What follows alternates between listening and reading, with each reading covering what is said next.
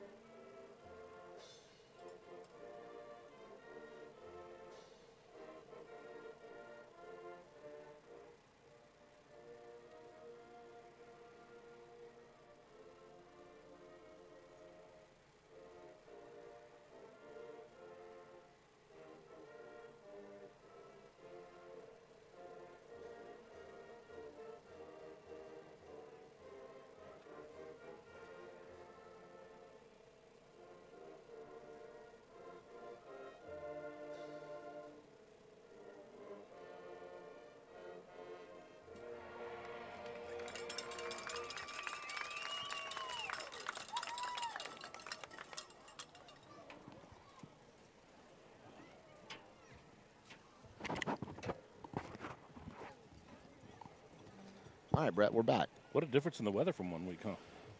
What a difference in the weather from one pregame show to now. Right. So we're back. Bear with us. Hotspot's been a little challenging today. It's usually right. I mean, what's crazy is Hotspot's been the least of our worries over the years. Might have just got a little warm. It was a little toasty. Yeah. Sun's going down. Things are cooling off. Mainly me. Right. Michael graciously took a picture of my face beat red. And I wasn't even frustrated with the equipment or anything. I'm going to assume that as the sun continues to go down, the glare will go away and the picture will clear up. Yeah, I think so there, too. Whatever you just did cleared that up. Well, I think it's okay. Just different on Different Facebook view. versus the other. Yeah.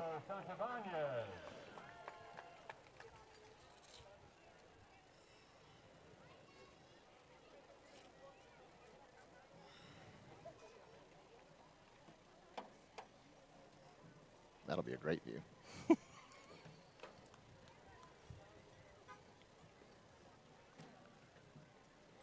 bad I can't do the scoreboard. I know, Can't that'd zoom be in. great. Huh? Yeah.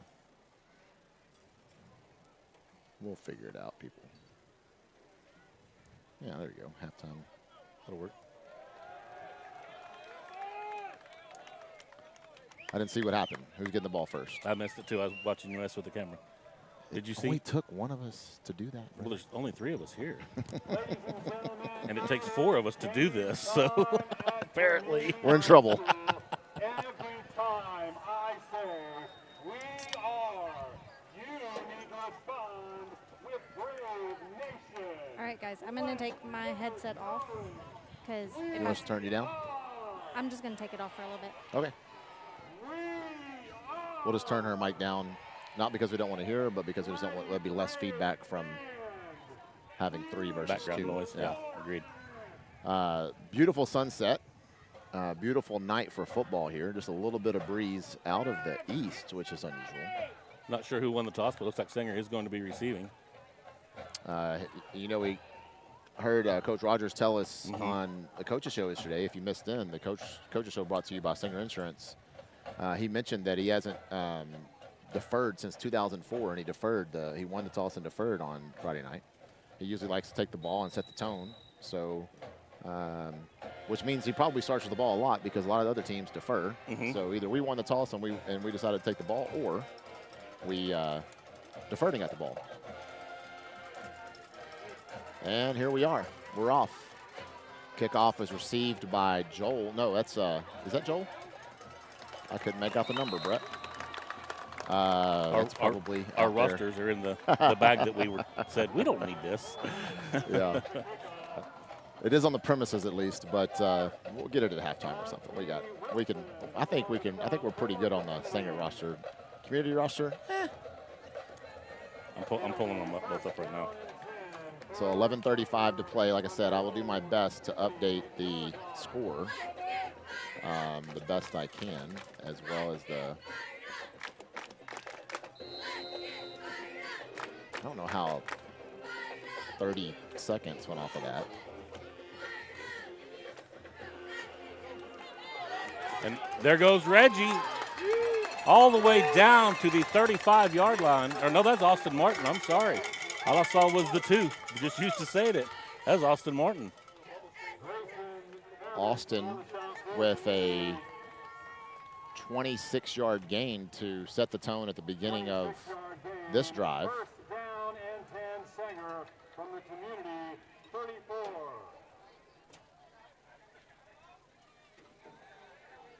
Another handoff up the right-hand side. That is to Reggie.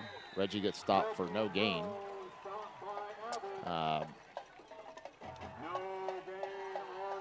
It is officially no gain. Be second down and 10, Indians. Brought down by number 14, Abbott Grayson.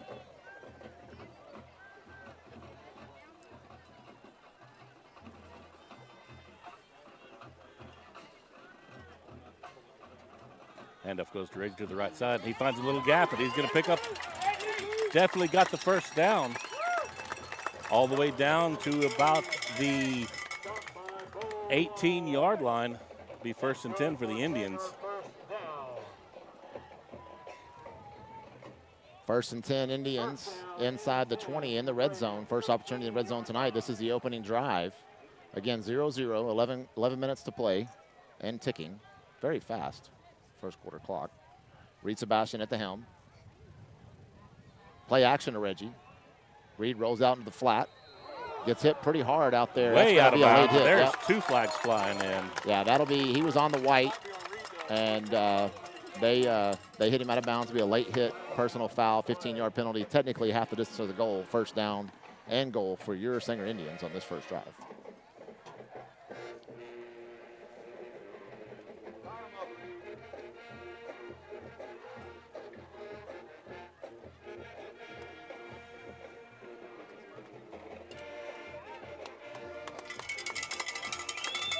Be first and goal at the 10-yard line.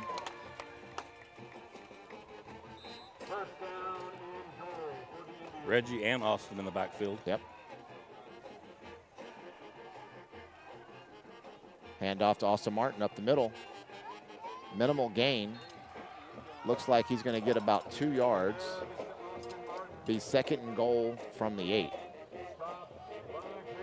Bola is going to check in, and Reggie's going to check out.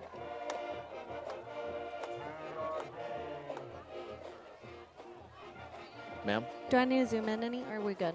No, they're pretty solid. Okay. You can zoom in if you'd like. Little pitch out to Bola. He's got room out the left-hand side. They close the gap quickly on the space he had. Well, ball comes out, yeah, but they're going to call him down. down. He got down to the 6-yard line, so 2-yard gain for Bola. It'll be third and goal from the 6.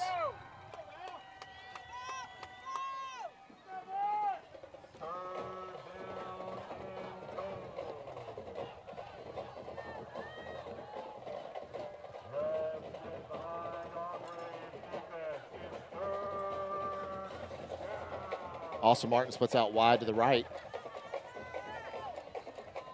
Austin's going to come in motion, kick back out to the right. Ball's thrown in the corner of the end zone for Joel. If he had one bounce, he only needed 1 foot in, but that ball was thrown a little bit wide, and he is out of bounds. So it'll be fourth down and goal at the 6. Key decision here early in the game for Coach Rogers. A little bit longer than an extra point for this decision here. And these are usually the type of situation you have come up in the game where you have a play designated you want to do this fourth down on. Yep, we did get a free play. We got him a jump. He did not catch it, but it's going to be a free play because of offsides. They got him a jump. And so that'll be half the distance to the goal. It'll be fourth down and goal from the 3. So I guess that's the play they had in mind, was to just get him to jump off sides. Yep, get him a little bit closer to the end zone.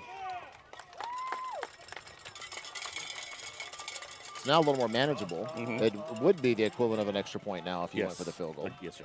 And we have a brand new field goal kicker, and he's been perfect on extra points so far this season. He's been great. Reed Sebastian comes out. Creedon Burner checks in. as does number 54, Garrett Weaver. So this looks like the mountain package. I believe that's what we're still referring to it as. And so Austin Martin will take the snap. Hands it off to Reggie. Reggie's going to be in. Almost untouched. I don't know that he would have got him in flag football. That puts the Indians up 6-0 pending the extra point. And I apologize, Brett, but I forgot our new kicker's name. Angel Ramirez. Angel Martinez? Angel. You're going to make me pull up Singer's roster, aren't you? I probably have it somewhere, too. I know Angel is correct, but I am not remembering his last name.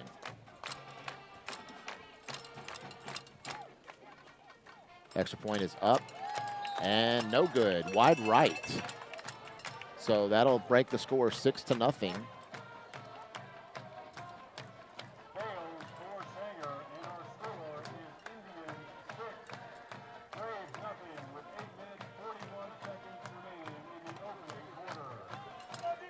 Angel Morales.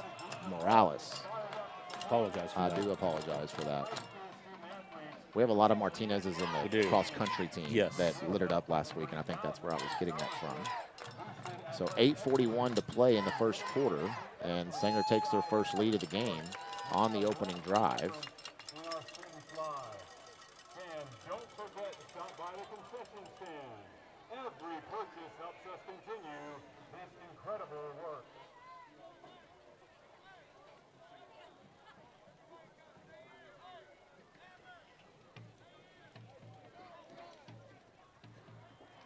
Lane Kennedy. Look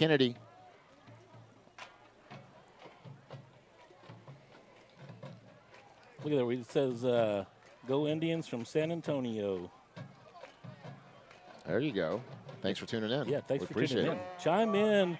Let's see who's watching from the furthest away. Yeah, I'd love to hear that. And then we'll see who the furthest one away is, and then we'll figure out. Get us your when we say who the furthest one away is. We'll send you a Dave Campbell's special Singer special edition Dave Campbell's magazine for this year. Brett will definitely send you one. I will. Little squib kick up the middle. Bounces off. Ball's loose. Sanger's got it. Well, ball's still loose. I think Sanger got it. I think Sanger got it. And we did. Yes, sir. That's an official signal. It bounced right off his shin. What a kick. A little squib kick up the middle. And it bounces off of him, and Sanger will take possession down around the 25-yard line. I can't see the official spot quite yet.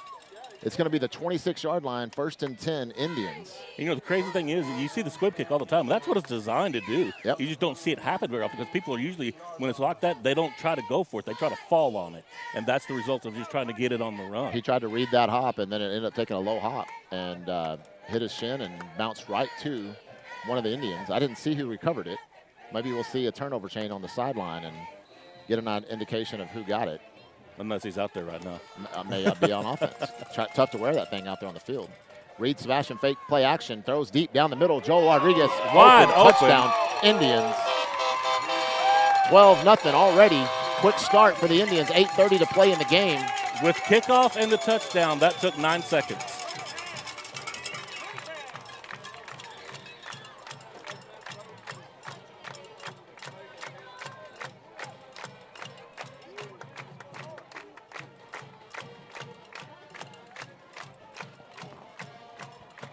It does look like we're going to keep the offense out there and go for 2, getting the correct personnel in.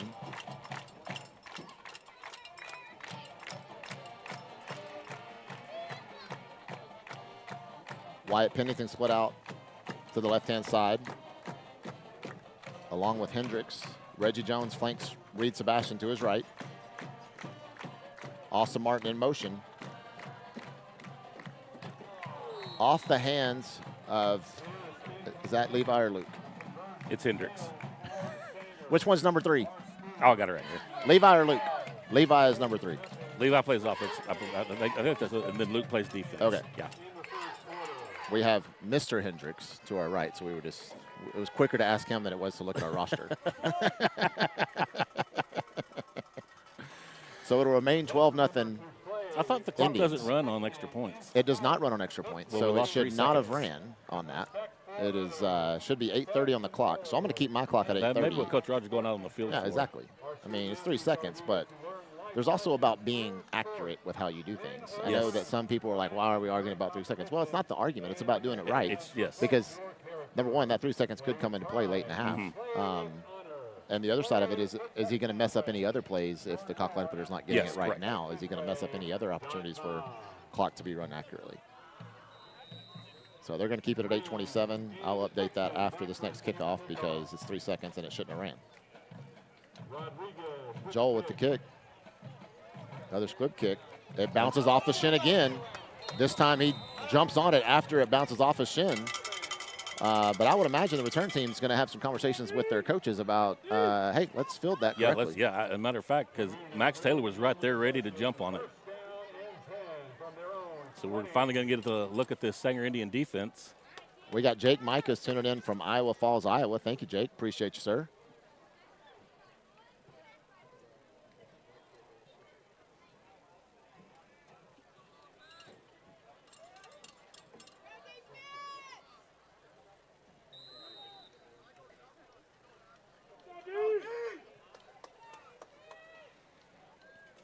This is the first opportunity we're going to see the defense tonight. The jailbreak, mainly because it's a screenplay. He's got space. Missed tackles by the Indians, and then finally brought down by Jace Jackson and Luke Hendricks. And one of the Braves is down on the play, and I think that is the ball carrier. So great design play for the opening play for Community. A very well designed play. Yeah. All of our defensive backs were way over here looking for an out pattern.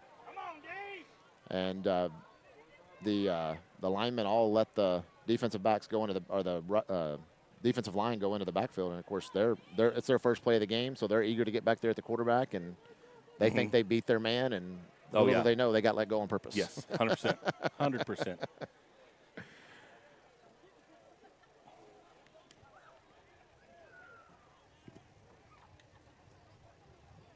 Our title sponsor for football is Hall Real Estate. We want to thank Drew Hall at Hall Real Estate, along with Drew Hall for Don Hall Construction. Appreciate what you guys do for us. We can't bring you what we bring you guys without that. So we'll mention you guys throughout the broadcast, specifically around timeouts. But for now, we appreciate Drew and just want to give him that mention while we have this injury timeout. What do you say? You want to do Hall Real Estate for home timeouts, and I say that for Sanger timeouts, yes, and then Don Hall Construction for Works visitor for me. timeouts? Works for me. So we appreciate you, Drew. Say a prayer for that young man right there coming off of the field. Number 21 for the Community Braves. We hope he's okay.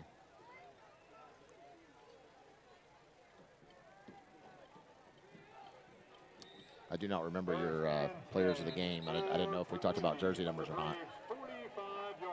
Play clock started running and the game clock started running, neither of which should have happened. Now they should run on the signal. But again, the play clock was at 8:23 when that injury started, and then it got started by accident and then down to 8:08.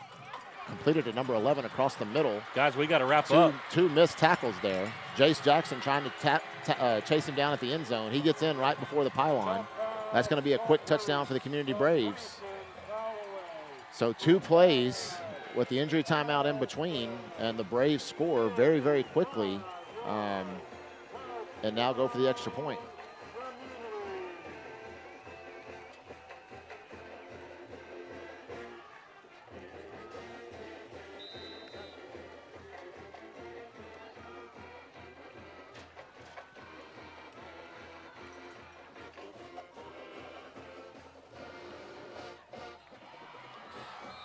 Extra point is good.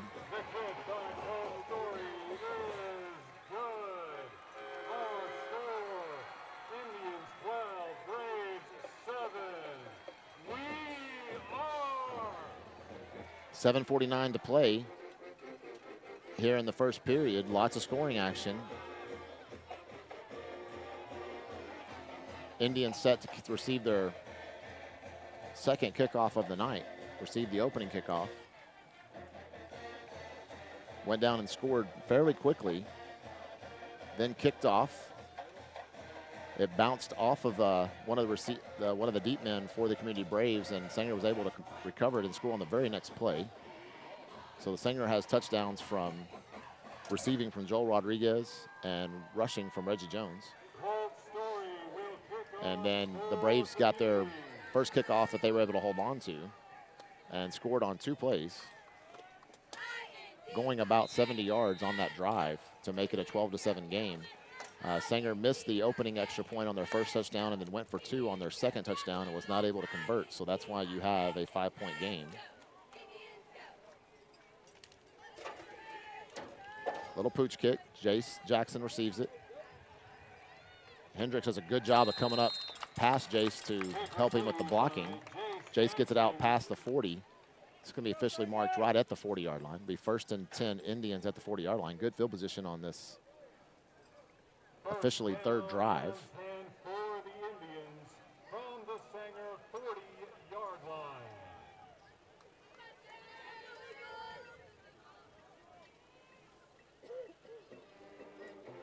Sanger's offense is out there set and ready to play, waiting for the Braves defense to come onto the field. Again, if you're watching, please let us know how far away you are. Right now, Iowa is winning as far as how far away any listeners are. Great blocking him outside to get Wyatt Pennington free. He gets more than first down yardage. It's going to be officially an 11-yard gain for Wyatt Pennington, 11-yard gain. 1st and 10 inside Brave territory for the Indians at the 49-yard line. 11-yard gain, 1st down and 10 Sanger from the Braves 49.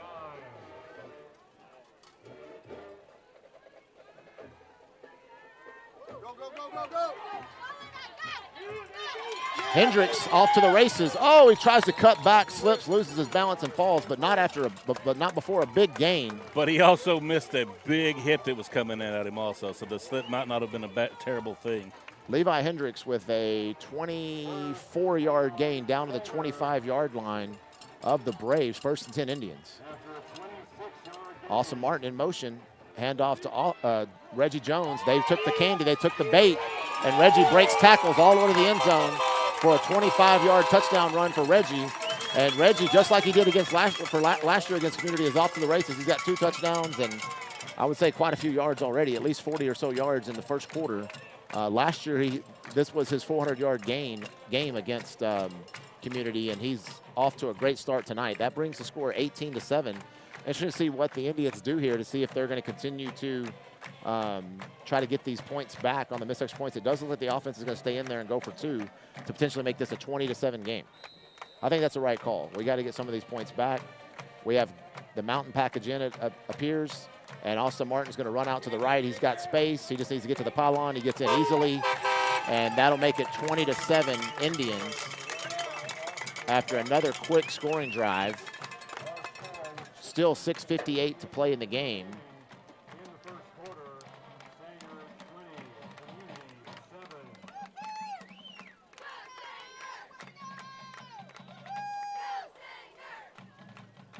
And on that conversion, Brett, they didn't start the clock. Put another way, they did what they're supposed to. 6:58 to play, 20-7 Indians.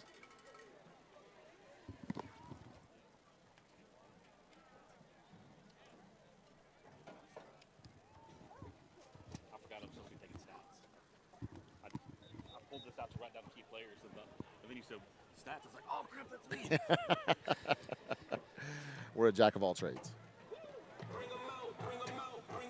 We have a viewer from Tampa, Florida. Thank you very much. Tabitha Wood chiming in. Appreciate that. And Sally Harrell's watching from Fort Worth. Thank you, Sally. Again, if you didn't hear the announcement, we're looking for who's watching the game from the furthest away. Once we see who the furthest away is, we will reach out, get your address, and we will mail you a special edition of this year's Dave Campbell's football. Another little squib kick. Great job by the Indian special teams, and fallen on this time quickly by the Braves. They received that at their own 38-yard line. So it'll be 1st and 10 for the Braves at their 38-yard line.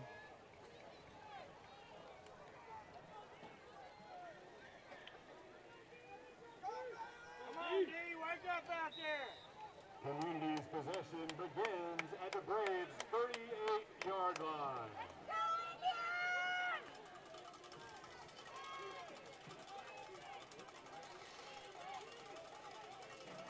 Oh, J.J. Mike is in the backfield, almost back there at the same time the running back was getting the handoff. Running back's able to get loose, gain about 5 yards. It'll be 2nd down and 5. Down by Luke Hendricks. Gain of 4, 2nd down and 6.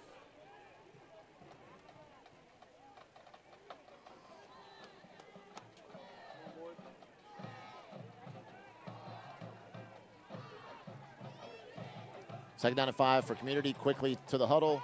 Great one-handed catch by number 24. Not a big gain. It looks like he's going to gain about 1 yard. It's going to be 3rd down and 4. But a good one-handed catch. But due to the high throw and him having to catch it one-handed, he had to. The defense had the opportunity to get there and make the play, basically.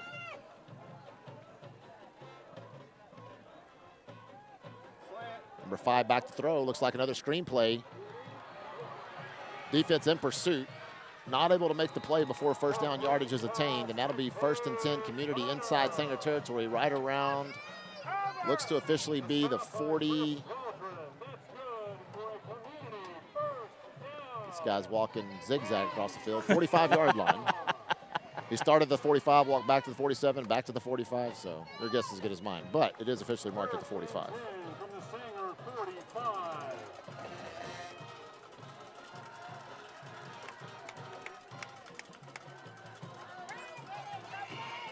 Another screen. 2, 3, 4 high tackle attempts. After I know what was preached in the last 2 weeks of practices is tackling low. Early in the season, that tends to happen a little bit more. Yeah, but this defense has got to get it under control right now. And Coach Rogers is about to talk to him about that tackling incident because he just called timeout. And I don't think it's going to be say, hey, guys, I'm so pleased with your play. Yeah, hard habits are hard to break. And if they don't get it knocked out right now, this is what you're going to continue to see through the rest of the season. Yep. Reginald Jones tuning in from Roanoke, Virginia. Thank you for tuning in. That's Reggie's awesome. grandfather. He is having a great game so far, sir. He was, I'm not sure if you saw it or not, Mr. Jones, but he was our player of the week, House of Cards player of the week last week. So official timeout brought to you by Hall Real Estate for the Sanger timeouts tonight. So thank you, Drew Hall at Hall Real Estate. Go see Drew for all your all your real estate needs. He's locally owned and operated and from Sanger, Texas. We appreciate his support. He's very consistent with it. 3rd year in a row that he's been on board as a sponsor. So thank you very much, Drew. 5:14 to play in the first quarter. Fast, rapid first quarter.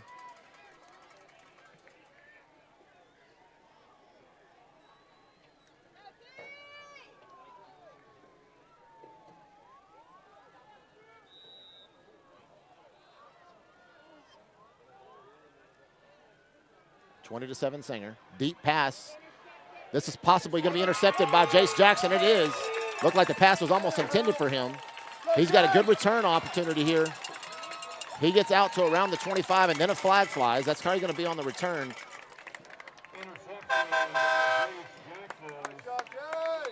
Chris Ramirez comes up holding his arm. Hopefully he's okay. Go get some attention from the trainers. Where he came up off of the ground is right where the flag was thrown also. So interesting to see what this penalty is. Usually on a return like that, it's something against the return block in the back team, or something like that. But great job by Jace Jackson. He's had turnovers. He's created turnovers on the defense side of the ball 3 weeks in a row now, right? 3 weeks in a row with interception. Total of 4. 3 interceptions. And 1 fumble. And 1 forced fumble with the recovery. Yeah. Reggie was for sure our House of Cards player of the game last week, but Jace has been in the conversation both weeks so far, playing outstanding defense.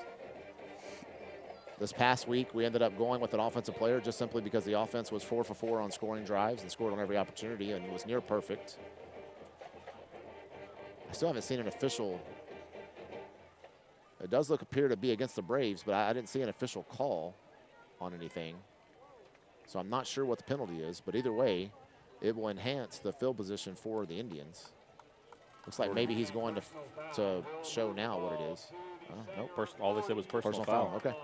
Personal foul against the Braves, and that, like you said, it might have been against Chris Ramirez because he came off holding that arm and shoulder. Hopefully he's also okay. He's getting seen by the trainers now. And since he's on defense, he has a moment of opportunity to not be in the game. Austin Martin in motion to the left-hand side. Handoff to Reggie Jones up the middle. Again, he makes space for himself. Oh, there he Cuts goes. it back out to the left. Austin Martin coming down to lead the way for Freight Train and blocking. Reggie keeps his feet out of bounds inside the 5. What a run.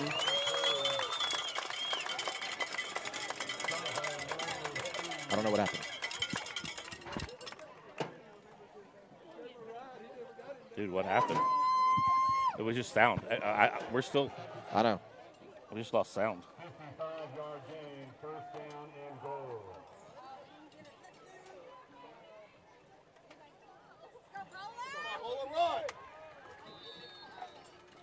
The ball given to Bola. You might still be able to hear us. We just can't hear it in our headphones. I can't tell. Second and goal, Sanger.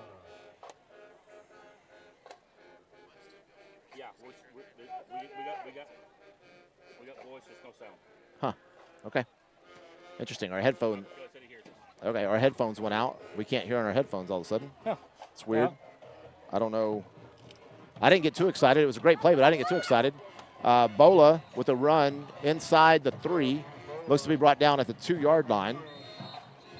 We have an injury timeout on the field while we check some things.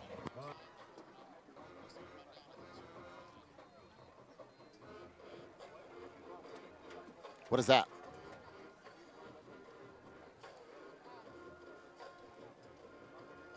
Oh, okay. No. But I mean, we're hooked up with this to that. That goes from. Oh, you know what? Hello. Oh, I'm hearing it on your phone. I thought maybe we were back. Only thing I can do is play with these buttons here.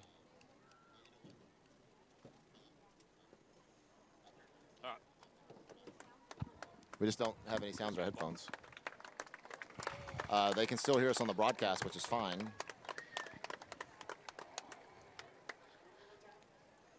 Oh, Lord.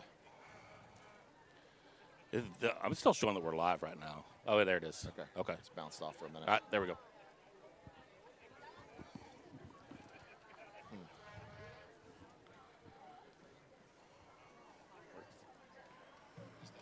It's third down. Let's get behind our Brave defense.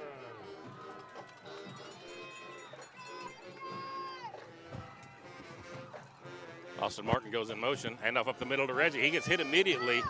Reaches. They're going to call him down at the inside the 1, it looks like. yard line. That's going to bring up 4th and goal. Sanger offense says we're ready to go right now.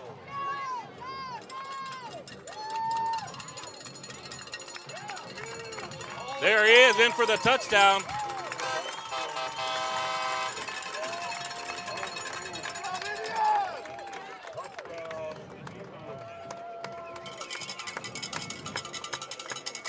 That would make your score 26-7 with the extra point to come. And this time we do have the kicker out there. It's Hendricks this time, though. That was a fake the whole way. We read that like a book. 2-point conversion. Caught by Wyatt Pennington. Makes your score 28-7. Sanger Indians over the Community Braves. 3:18 to go still here in the first. With 3 minutes and 18 seconds remaining in the first quarter, Indians 28, Braves 7.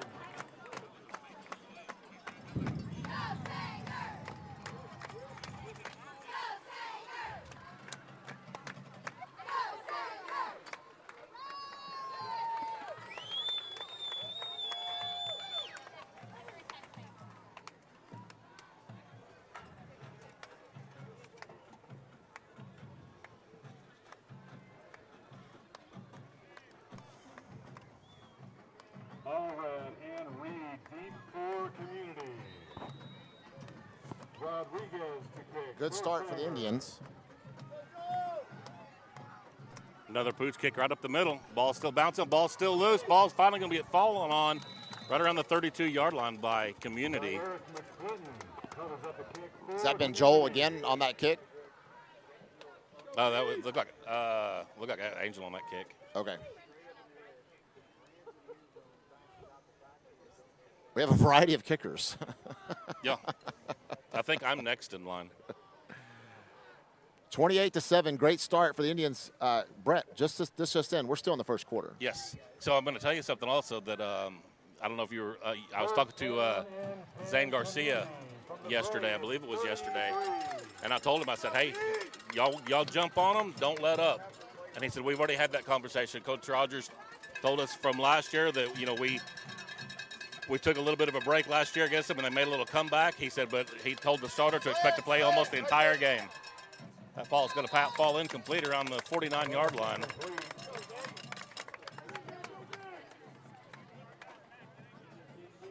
Bar on coverage for the Indians.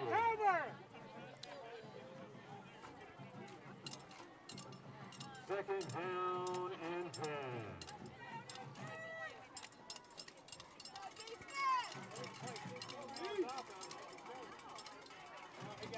.305 to play in the quarter.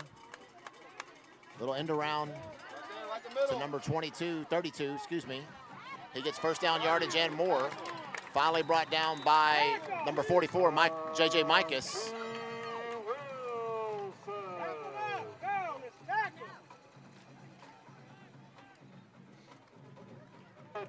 That's good for Community. First down. We are.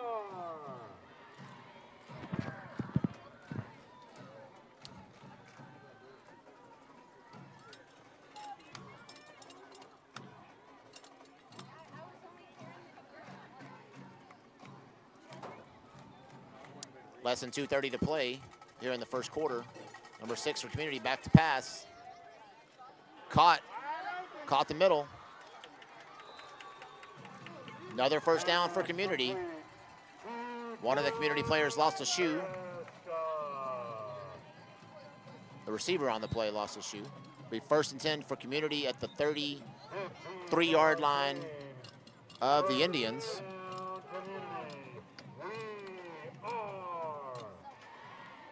Less than 2:10 to play in the quarter. Sanger leads 28-7.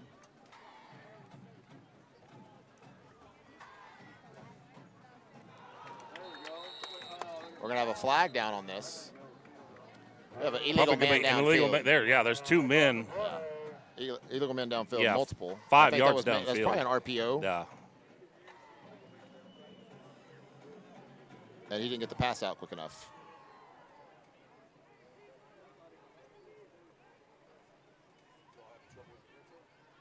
Just can't hear our headphones. They hear us, but we just can't hear our headphones. It's weird. Just went out all of a sudden.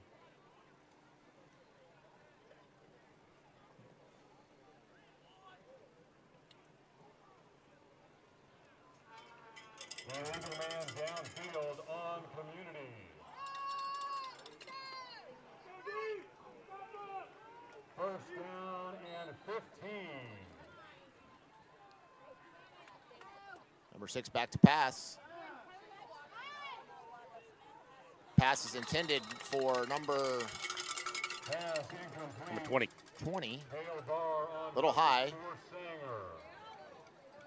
Kel Barr on the play for the defense. We're 21 and 51. Sub in for the Indians. Second down and 15.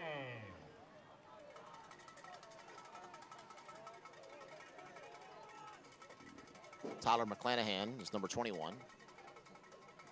51, Dylan Howland. Another screen play. Good pursuit. Multiple flags on the play. Gets tackled down out of bounds, probably around the line of scrimmage. So if this is indeed a hold, you have the options of backing them up and making it second and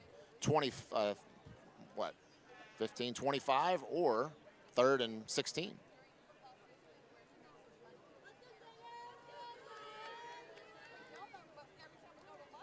Holding the call against Community. Call is going to be holding against Community.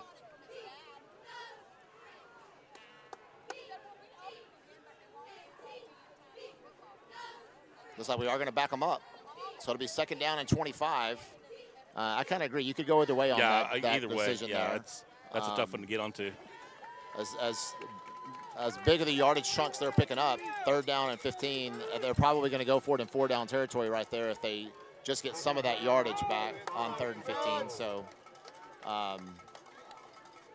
don't have a problem with the call. Out into the flat, caught. He's going to get a bunch of yardage back and more. He's got 1st down yardage. Be around the 20-yard line. So backing them up did not seem to matter. Be 1st and 10, Braves, officially at 21-yard line, 22-yard line. I can't quite see the ball. 22-yard line, maybe. Yeah, based on the official on the far side from us, it looks like 22-yard line. So 1st and 10 at the 22.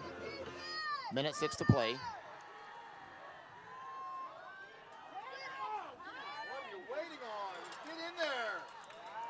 Pass is complete to number 11.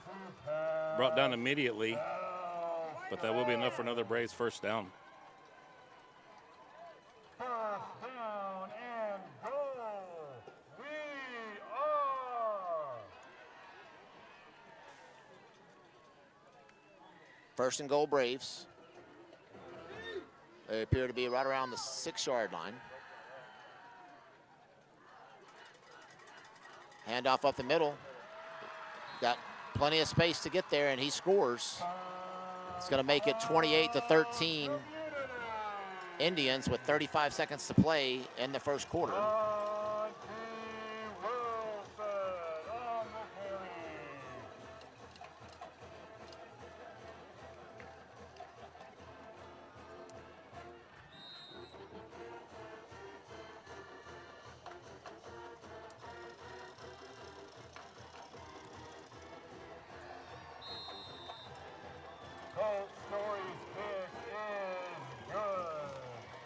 Extra point is good. That makes your score Sanger 28, Community 14 with 35 seconds left to go in the 1st quarter. Sanger 28, Community 14.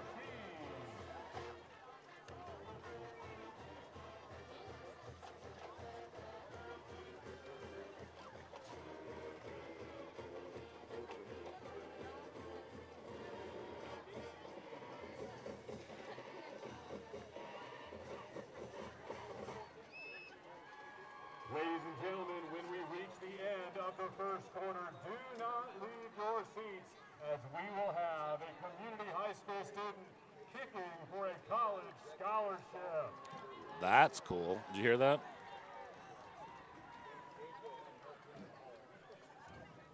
Kicking off for Community, Colt Story.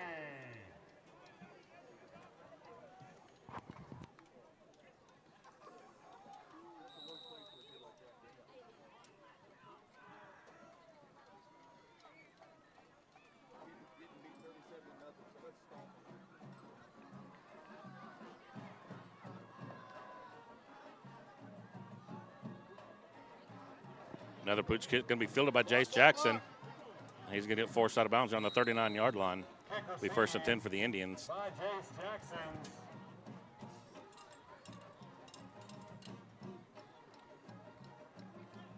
Mike Pico watching from Decatur, Texas, getting ready for a Sanger High School bass team tournament tomorrow. Good luck to the bass team. From the Indians, 45.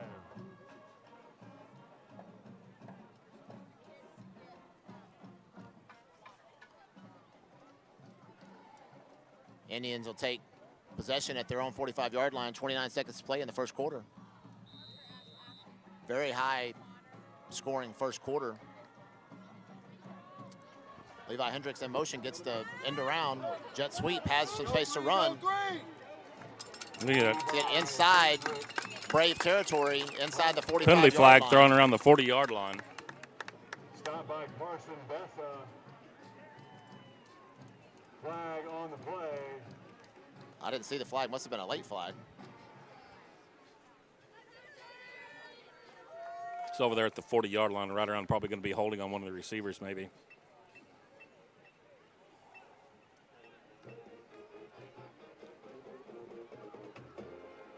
Does look like a spot foul hold, so we'll keep some of that yardage. It'll be officially first down and roughly 5 yards to go. Center needs to get to the 45-yard line of the Braves to get a first. So 1st and 5. 21 seconds to play in the first quarter. First down and 8 after the penalty.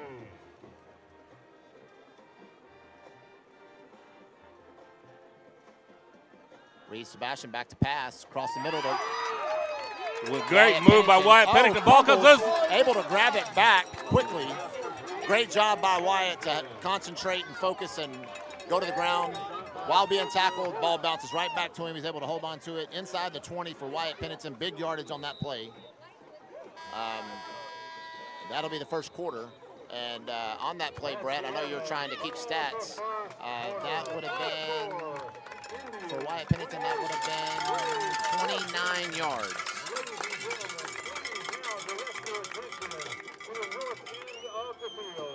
All community seniors were eligible to enter a drawing to participate in a scholarship Hey, I have the other one that you bought. It's in the truck. You can try it. The drawing was Cutter Nick.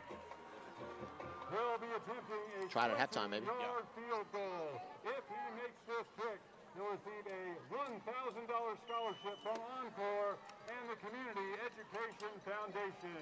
Do not worry, even if this trick does not go through, he'll still walk away with a $500 scholarship. Cutter, good luck. The kick is good. We are. Cutter has just won a $1,000 scholarship courtesy of Encore and the Community Education Foundation. Testing 1, 2, 3. That's a pretty cool idea. That's a very cool idea. Great job by the Community Education Foundation And Encore, they said. and Encore for bringing that scholarship opportunity to one student to have the opportunity to kick one through the uprights. So I'm sure he's been practicing once he knew he got that opportunity. He did a great job. It looked like it was perfect. Oh, yeah. That probably would have been good. It probably helps have my mic on. Yeah, It probably would have been good different from about further out, 30, right. 40 yards. Yeah, it looked good. Trips right. Now a perfect 2 for 2. Bola in the backfield flanking On homecoming night. Reed Sebastian along with Wyatt Pennington at the H spot. 10 Singer. Hand off to Bola, runs up the left-hand side, bounces off of a tackler. Gets positive yardage, looks to be around the 15-yard line.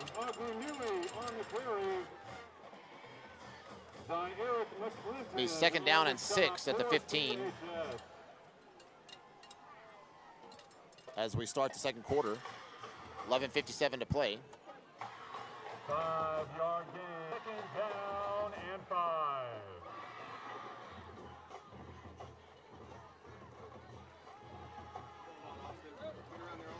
Austin Martin outside. The pitch. Gets right around the yards to go. Let's put on the spot. Looks like it'll be spotted at the 10-yard line. Needed to get to the 9, so that's going to be third down and 1. Down.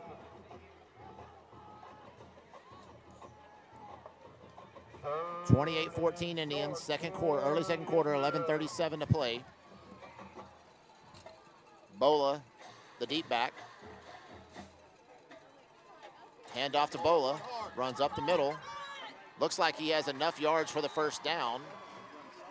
Depending on the spot, looks like they're going to spot him short. I thought he got past the 10. It does look like he did get past the 10 a little bit to the far line judge, but I guess they're saying he's just short.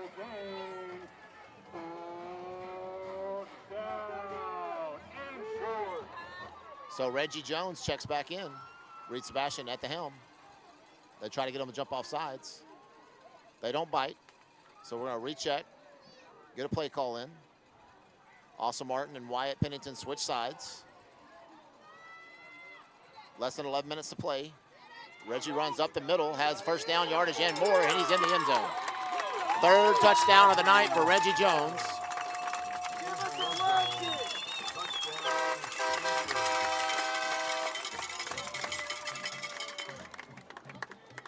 $10:49 to play.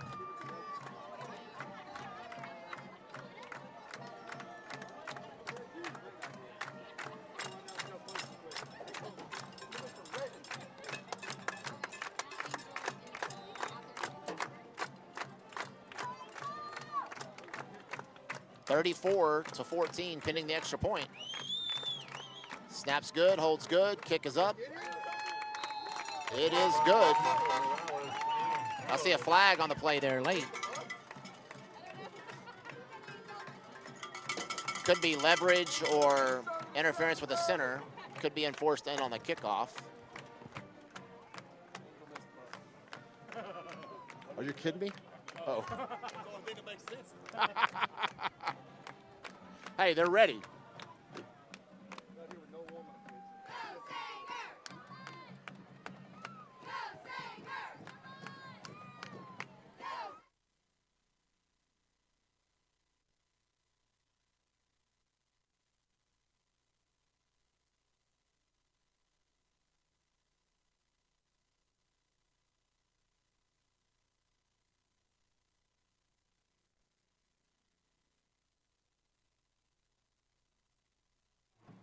Personal foul.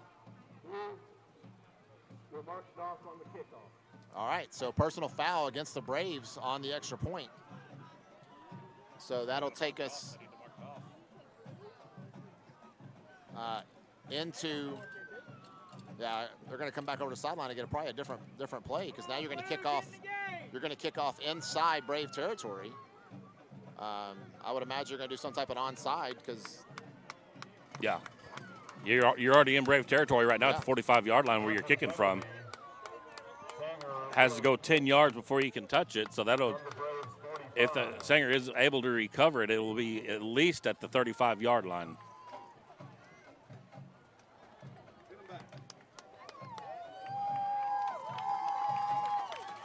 Yeah, Leonard, our clock froze for a minute because the software was frozen for a minute, but it didn't shut us down at least. Clock is correct now on the screen.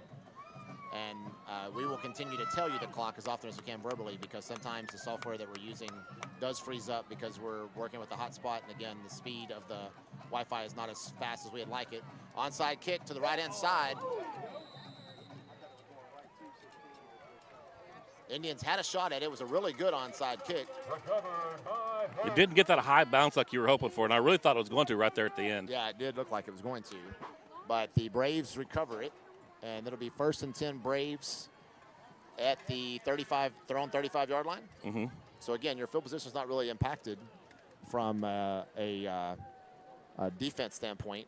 34-yard line officially, because they've started most of their possessions around that same spot anyways. Mm-hmm. 10:44 to play.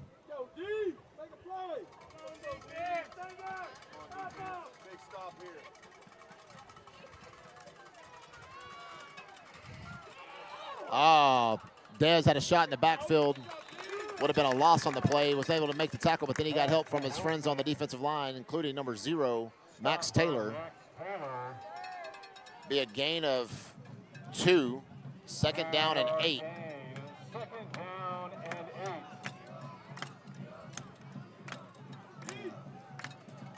It's a long 8.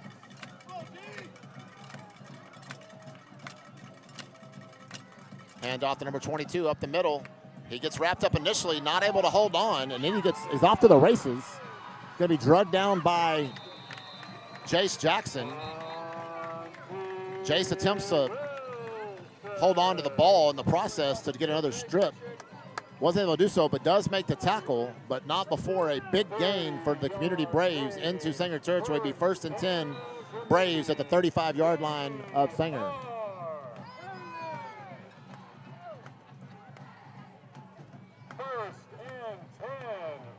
Sanger 35.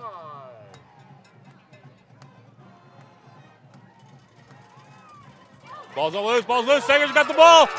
Recovered by Dez Sampson. Quarterback rolled back the pass, got ready to throw, and the ball literally just fell out of his hand coming backwards. That will be another turnover for the Indians. They're going to take over 1st and 10 as they continue to lead 35-14 with 9:34 left to go before halftime.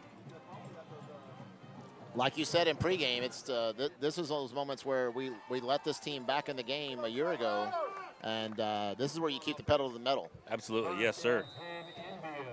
And based off what I was told by the players have already been Trips told left. that from their coach. Cam Tuberville out here to the right. Offset line. Reed Sebastian. Back across the middle to Wyatt It's a Pennington. decoy play. Big yardage for Wyatt Pennington. He goes from the 38-yard line of Sanger down to the 33. 29-yard gain again for Wyatt Pennington. I think that's his second 20-plus yard catch on the day. 30-yard gain, 1st down and 10, Sanger.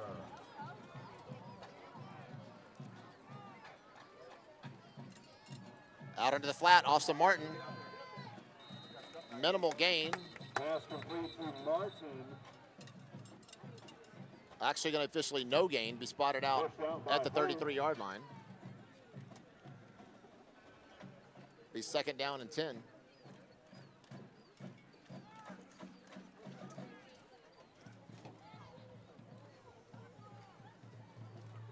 Offside.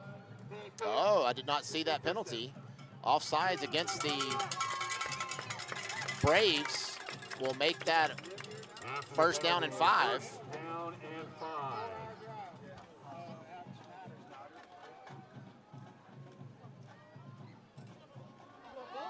There goes Bola. Bola up the middle. Big yardage for Bola. That'll be a 28-yard touchdown run for Bola right up the middle, make it 41-14. Sanger pending the extra point.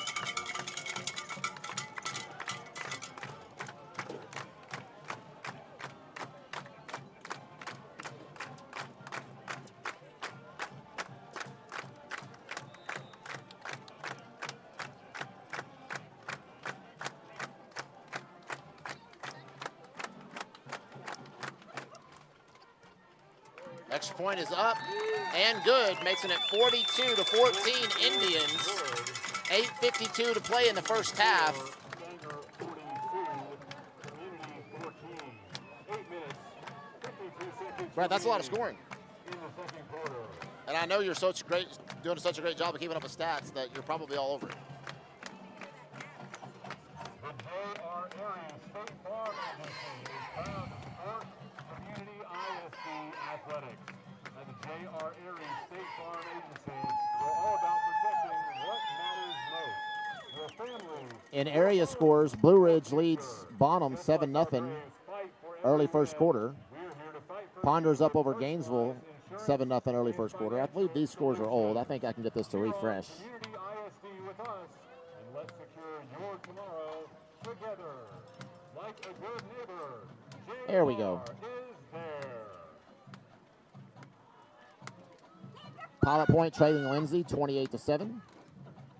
That's at halftime. Bonham trailing Blue Ridge 42-0 at halftime. Ponder up 46-0 over Gainesville at 5:28 to play in the second quarter. Crum beating Lake Worth Bullfrogs 13-10 at half. Aubrey taking on Brock. Brock off to a big start, up 35-0. Another bobbled snap, a bobbled kickoff.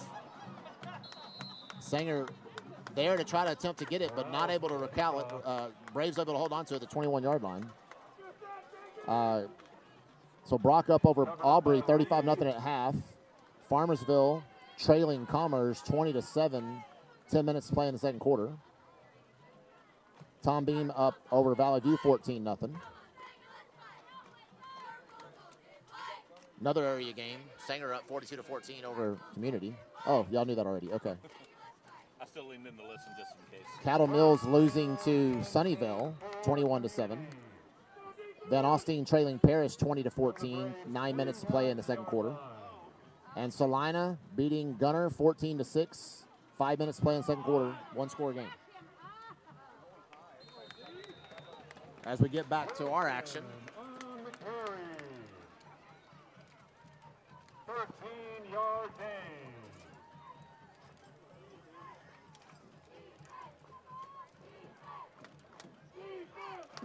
First down, Community. First down for Community. On the 34-yard line. Their own 34. Another handoff up the middle. D-line held on a little bit there that time. Still got about 5-6 yards. Looks like it's going to be officially a 6-yard gain out to the 40-yard line. It'll be second down and 4 at the 40. Sanger leads 42-14 as the clock just passes 6-yard the gain. 8-minute mark. Second Under down 8 minutes to play. and 4.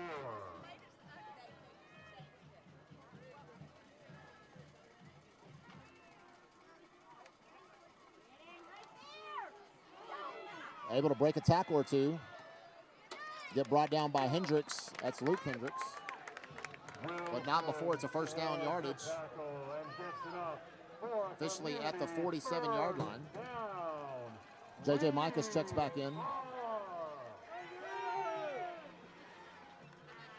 It's like somebody's got to come out. I didn't see anybody come out.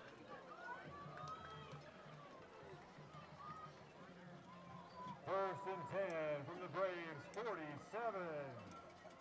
42-14 Sanger, 7:10 to play. Pass out into the left flat. Complete to Elston. Chris Waldron in on the tackle.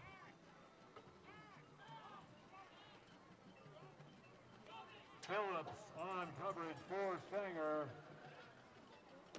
5-yard gain, second down and 5.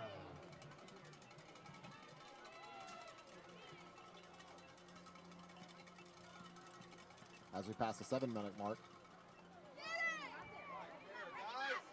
Not tackling, not wrapping up, not getting low. Another first down, big first down gain for the Braves. Connor on the carry for Community. 6:44 to play in the first half. Indians lead 42-14. We are.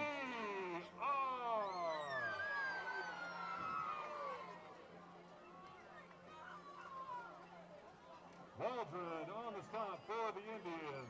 First and 10 Braves from the 29. Hand off to number 24 up the middle for the Braves. Again, a couple of Indians in the backfield is not able to corral him. Carry by Connor.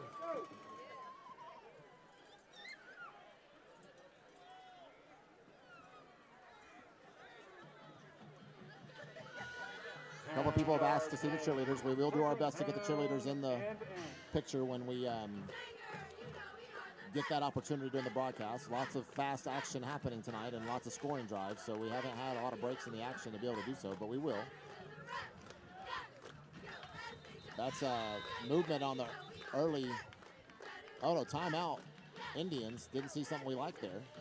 So that timeout will be brought to you by Hall Real Estate. Second timeout of the half for Coach Rogers. We know you have your phones out right now, so take a moment to follow Community ISD on social media. 6:06 to play. We're easy to find on Facebook and Thank you to Instagram. Drew Hall at Hall Real Our Estate handle for being our title sponsor of our football broadcast. You can go see Drew for all your real estate needs. He is locally owned right there in Sanger, USA. He is not limited to the Sanger area. He has a team of realtors that work for him.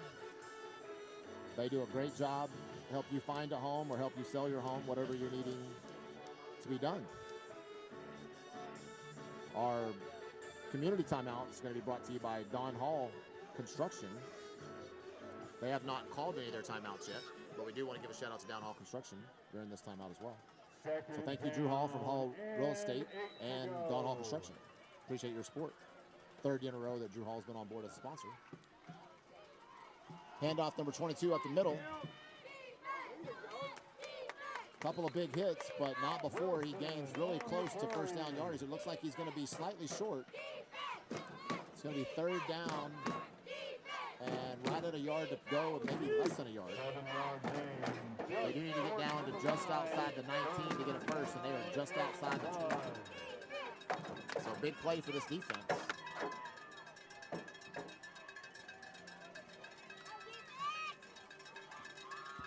.5:30 to play. Quarterback rolls out, completed to number 11. First down and more. Inside the 10, it's going to be go-to-goal territory for the Braves as he's tackled right around the 8-yard line. To Cash Elston. First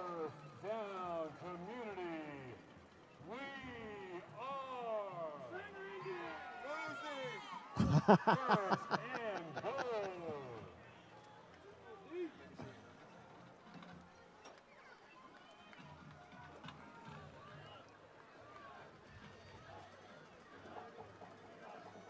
Good blitz on the left-hand side, able to make a tackle there in the backfield. Little to no gain, maybe even a loss on the play. It looks like they are going to spot him officially at the 8-yard line. So Jonas Autry on the edge. No gain, second down and goal. Second goal at the 8. That's less than 4.5 minutes to play in the first half.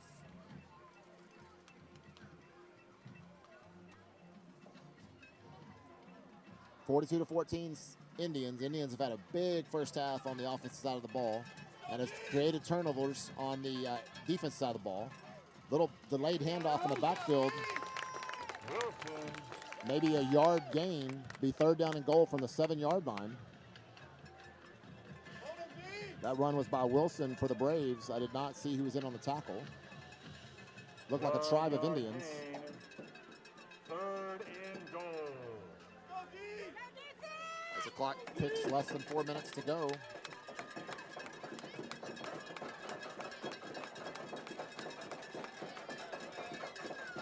Across the middle, good defense by number 25. I do believe that's Chandler Taylor.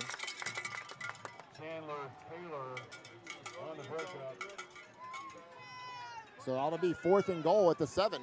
Fourth down and goal. 3:45 to play in the first half after that incompletion.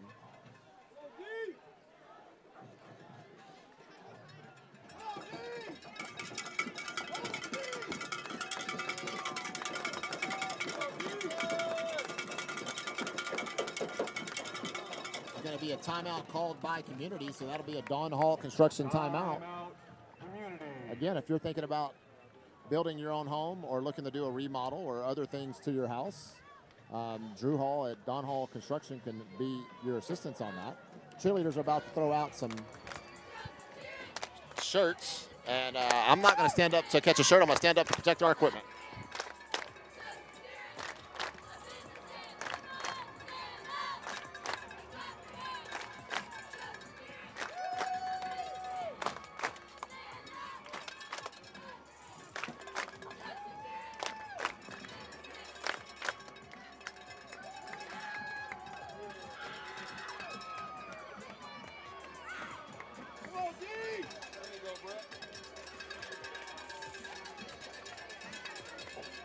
I bet you could wear that on one of your legs.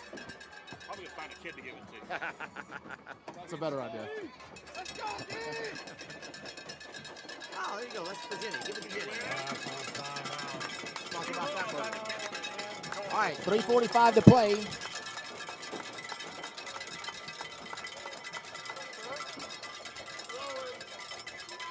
Fourth and goal from the 7 for community.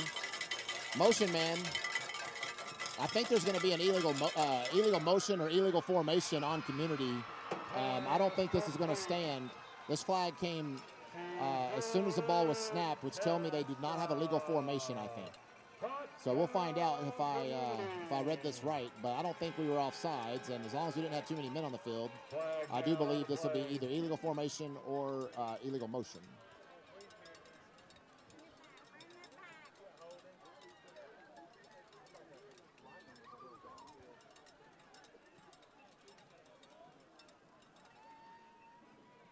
Yeah, 2 men in motion, illegal shift against the offense. That'll make it 4th down and goal from the 12-yard line. Against the offense. Repeat fourth down. 3:36 to play in the first half, 42-14, as Singer's defense tries to hold right here on this goal line stand. Penalty backs the Braves up to the 12-yard line. Fourth down and goal.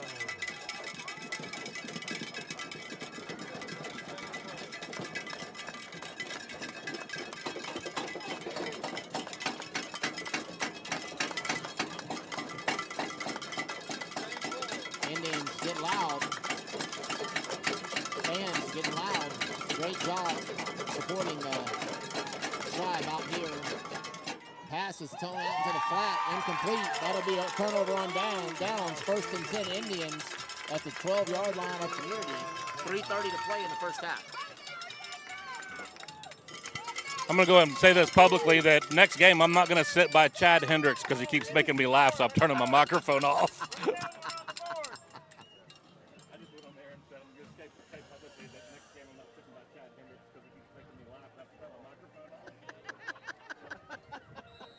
First down and 10. Technically, he sat by you. From the Indians' 12-yard line. Play action. Pass out in the flight to Joel. Joe with the catch. First down yardage. Makes a couple of men miss. Big gain for Joe Rodriguez. He gets out to the 33-yard line. That'll be a gain of 21.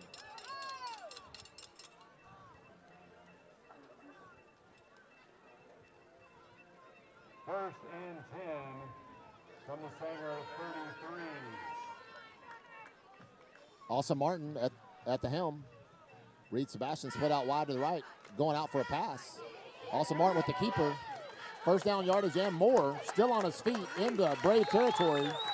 Going to be pulled down around the 46-yard line. Be a gain of 21 for Austin Martin inside Brave territory. Stop by Holt. First and 10 from the Braves 46. Reed Sebastian back to pass, has plenty of time. Throw intended for Joel Rodriguez, incomplete. 2:28 to play in the half. They stopped that clock a little late. Should have been stopped at 2:28, stopped at 2:26 instead. Second down and 10. Indians at the Braves 46-yard line. Need to get down to 36 for a first. Second down and 10 for Sanger.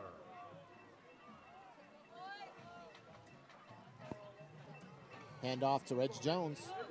He's got some blocking. He's got first down yardage and a little bit more. Jones, the ball carrier. Gets down to officially the Rodriguez. 32-yard line, gain of 33-yard line, gain of 13 yards. Well, it is a 32, gain of 14. They just have it wrong on the scoreboard. Play action. Throw out to Wyatt Pennington. Makes a first man down miss. Gets outside. He has big yards again. Complete for Pennington. He's going to be down to the 22-yard line. That's going to be a gain of 10 and right at the sticks. We're going to stop the clock with 1:51 to play. I guess this will be the 2-minute stoppage. 2-minute warning, so to speak, if we're supposed to say that. So, 2-minute timeout officially at the 1:51 mark. 2-minute timeout brought to you by Drew Hall Real Estate, or excuse me, Hall Real Estate. Thank you, Drew Hall from Hall Real Estate. Go see him for all your real estate needs. Locally owned in Sanger, Texas. His office is right there off of 35. Technically on Pecan Street, but on the corner of Pecan and 35 northbound Service Road.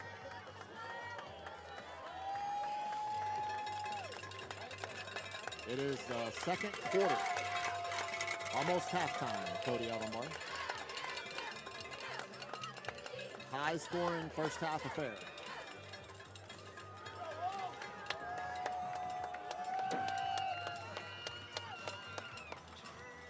Our cheerleaders doing a great job. Our band's warming up in the south end zone, getting ready for their halftime show. We will keep it right here for the halftime show. 21-yard line.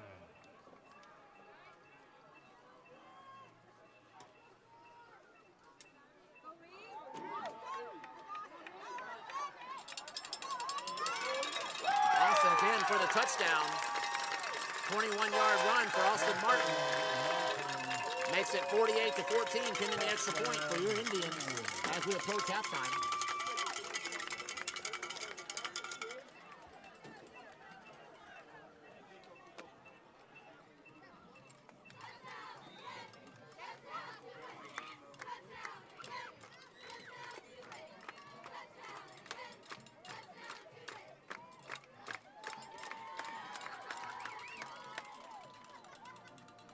Extra point is up and no good.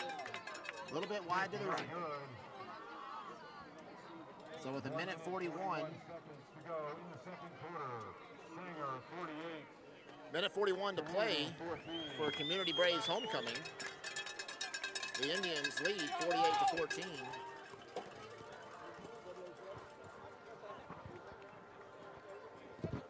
Big first half for this Indian offense. You know, we talked all offseason long about how we would see this offense click. A lot of returners on this offense, and I tell you what, they've come to play tonight. Yeah, they have. And Looks like they're having a lot of fun. that's what I was about to say. No, you took the words right out of my mouth, David, because they are out here. I mean, we had a missed extra point. You don't ever celebrate a missed extra point, but we saw two guys go up and celebrate, do a little chest bump. One of them got knocked to the ground. They laughed about it. You can do that when you're up 48-14 before halftime. If you do that, 48-49 before halftime, you're going to get in trouble. You don't celebrate a missed extra point, but let these kids celebrate because they look good right now. Back for Community.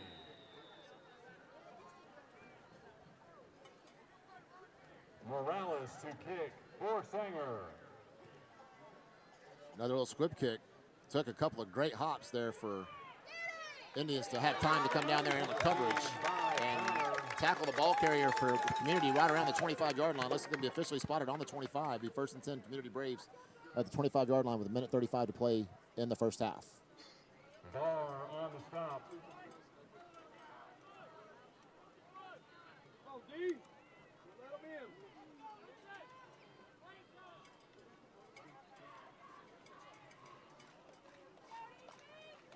First and 10 Community from the Braves 25-yard line.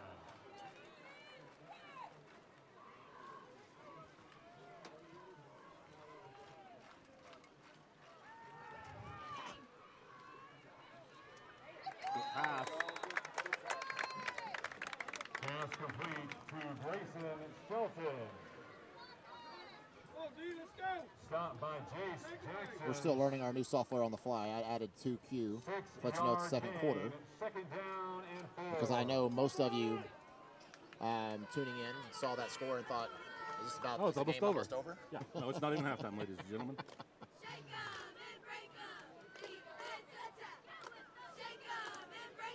Less than a minute to play here in the first half. Number 11 had the ball in his hands. Pass incomplete. Pass was intended for Elsa. That is their second leading receiver on the team. 56 seconds to play here in the second quarter. It's going to bring up third down.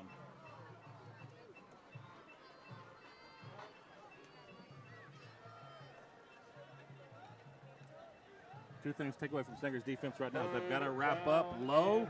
And they've got to figure out a way to get that zone in the middle of the field covered on these wide open receivers. Third down.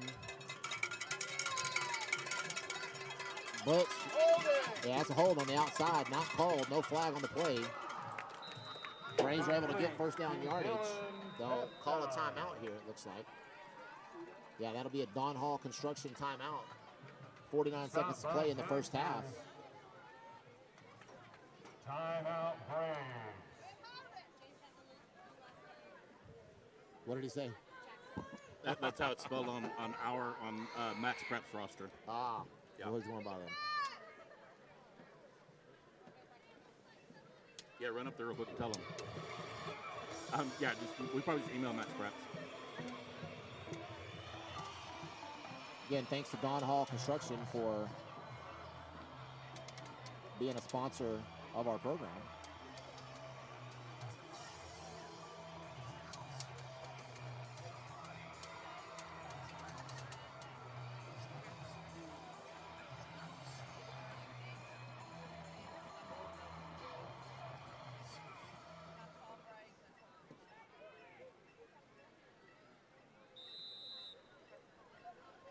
First and 10 for the Braves. Ball spotted at the 42-yard line. 49 seconds to go before halftime. Quarterback drops back to pass. Caught across the middle. Number 11. Complete to Cass Elston. First down Community. First down for Community as the clock ticks below 40 seconds.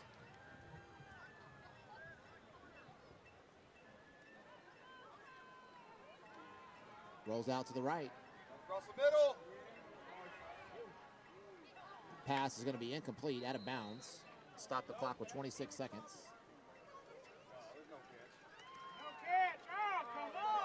Pass complete. No, the guy down the This guy field, over here said incomplete. he said incomplete because he bobbled it. By the time he got regained possession, he was no longer in bounds. But they're going to call it complete. It's going to be a gain of 9, second down and 1.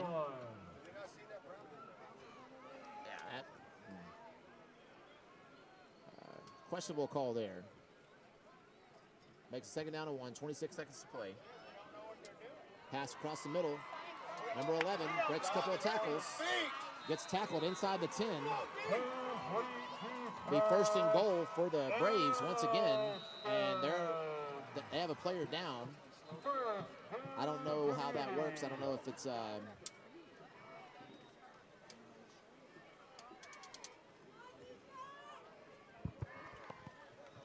looks like there's a Sanger player coming over to the sideline as well. That is officially a community timeout. That's Don Hall Construction. 18 seconds to play in the half.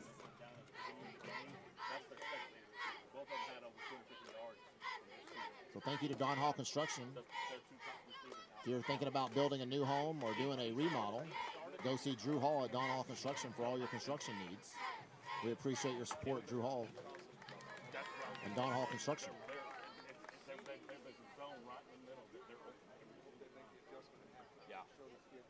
18 seconds to play in the first half. Community has it at first and goal at the 6-yard line. That they did just use their last timeout, so if we can tackle them in bounds here, Makes for them to have to either hurry up and try to spike it or hurry up and get another play off. I would imagine anything is going to be passed into the end zone. So either try to get a rush in on the quarterback, make him roll out. Call the timeout so you stay in, yeah.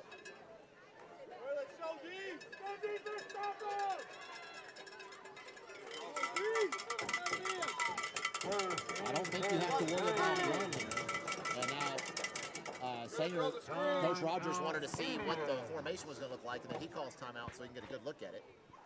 so that'll be Sanger's final timeout. So that timeout's brought to you by Hall Real Estate. Again, thanks to Drew Hall. We appreciate your support, title sponsor for our football broadcasting. Go see Drew Hall for all your real estate needs as well. Another quick shout out to our official church of the Sanger Sports Corner, Church of Christ. They had Sunday services, Bible classes for all ages from 9:30 to 10:15 a.m. and then their Sunday worship is from 10:30 to 11:30. They also have Wednesday evening worship from 7 to 8. They're at 400 South Locust Street, right there in Sanger, Texas. It's on Locust and 5th Street. We appreciate all the support from Mason Peebles all season long, all school year long, for being the official church of the Sanger Sports Corner. Thank you, Church of Christ.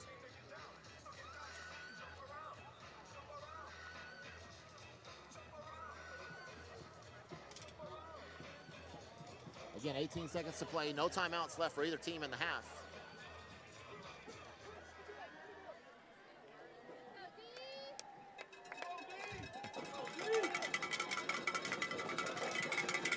Opportunity for the Sanger defense to come up big once again. Looks like the same formation for the Community Braves after the timeout for Sanger. Motion man rolls out to the left, and the quarterback throws out into the flat. Almost intercepted. If Cale Barr would have caught that cleanly, He might have been off to the races. Yeah. I mean, I might be protecting the equipment right now because he might be running this way, and the stands will probably be getting a little pretty loud. so that it does go incomplete. 13 seconds to play in the first half, and that'll bring up second down and goal.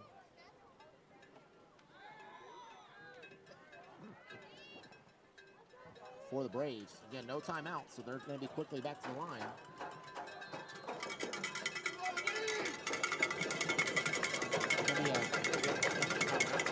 Be a referee timeout, officials timeout here.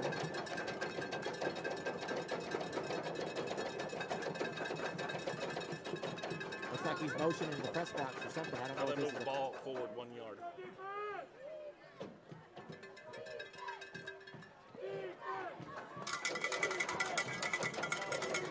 Oh, there's resetting it to 8 seconds, or that play didn't take 10 seconds, did it? Okay.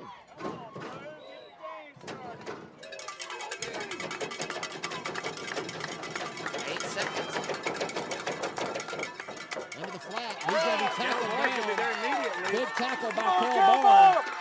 That's going to run the clock out because there's nobody got That'll to be the come half. out. 48-14 Indians at halftime.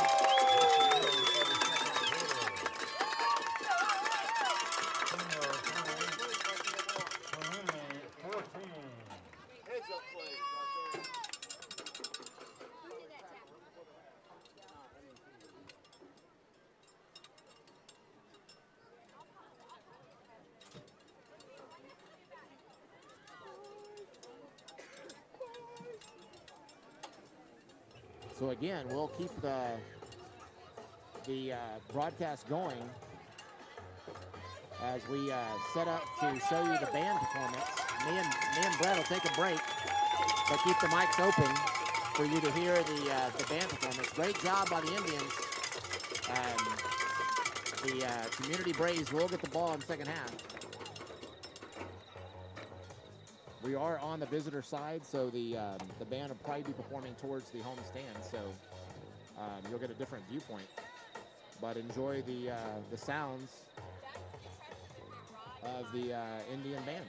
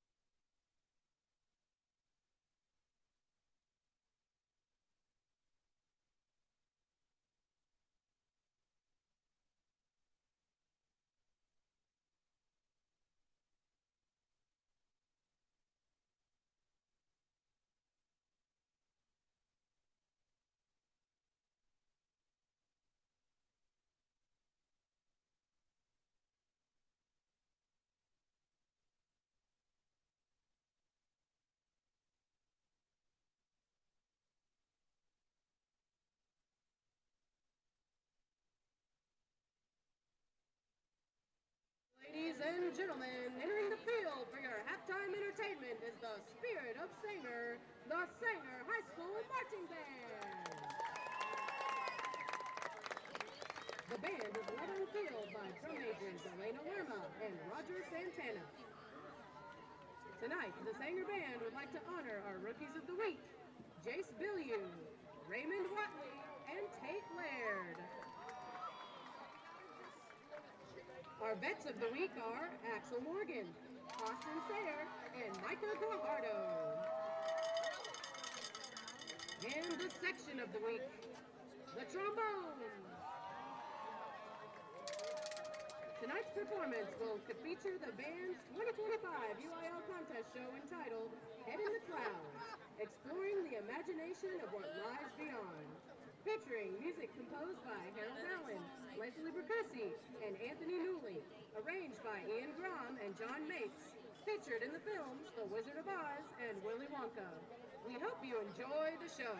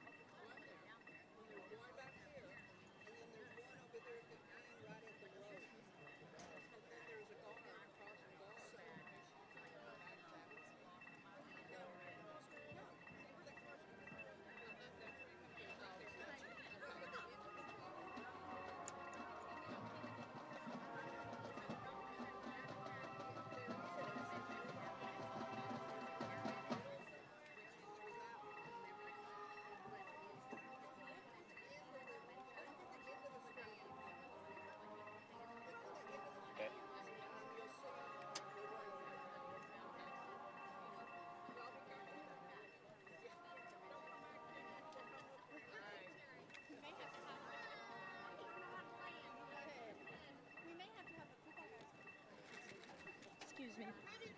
Sorry.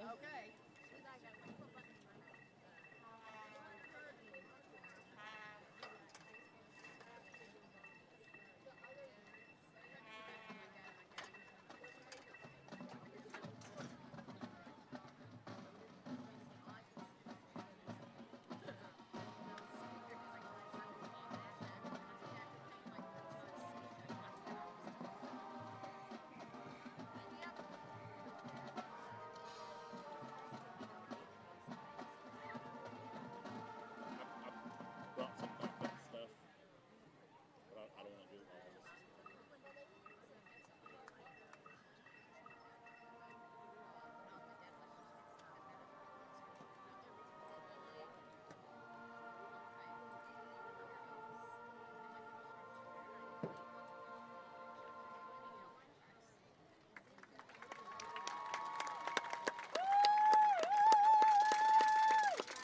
The Spirit of Sanger is under the direction of Lee Smith, Frank Chappell, Elizabeth Anderson, Jessica Boren, and Michelle Sheffield. Additional staff members are Israel DeMello, Carson O'Neill, Scott McLean, Hannah Duggar, Alex Ryan, Susan Rivas, Amanda Bateman, and Natalie Garms. The students and staff of the Sanger Band would like to wish the Community High School Band all the best in their 2025 marching season. The Spirit of Sanger would like to thank our proud sponsors for their support. Woodmer Concrete, Walmart Supply, Underwood's Heating and Air, Performance Signs and Advertising, Datco Bank, Sanger Area Chamber of Commerce, Beaver Builders, and Classic Landscaping.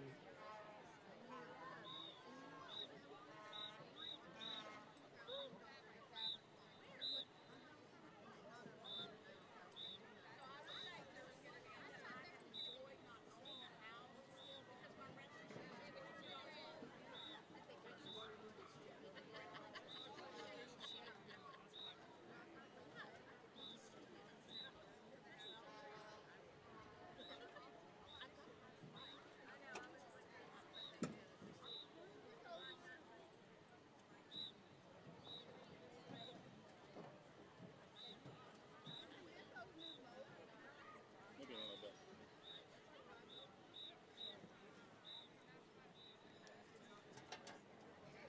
Good evening, ladies and gentlemen. Community High School proudly presents the beauty of the Braves, the award-winning Dazzling Dames. The Dames are under the direction of Eileen Fenton. So I went ahead and brought this, but we can try this first. Just swap it up the game. I mean, anything's worth a try.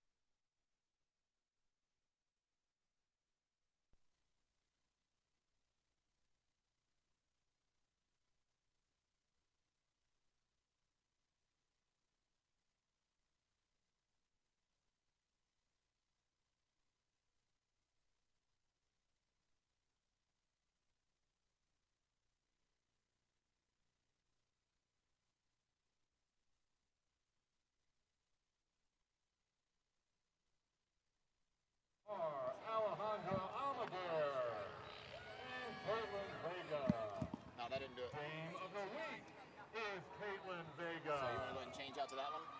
Spirit Girl of the week, Jessica Gadness. Tonight, the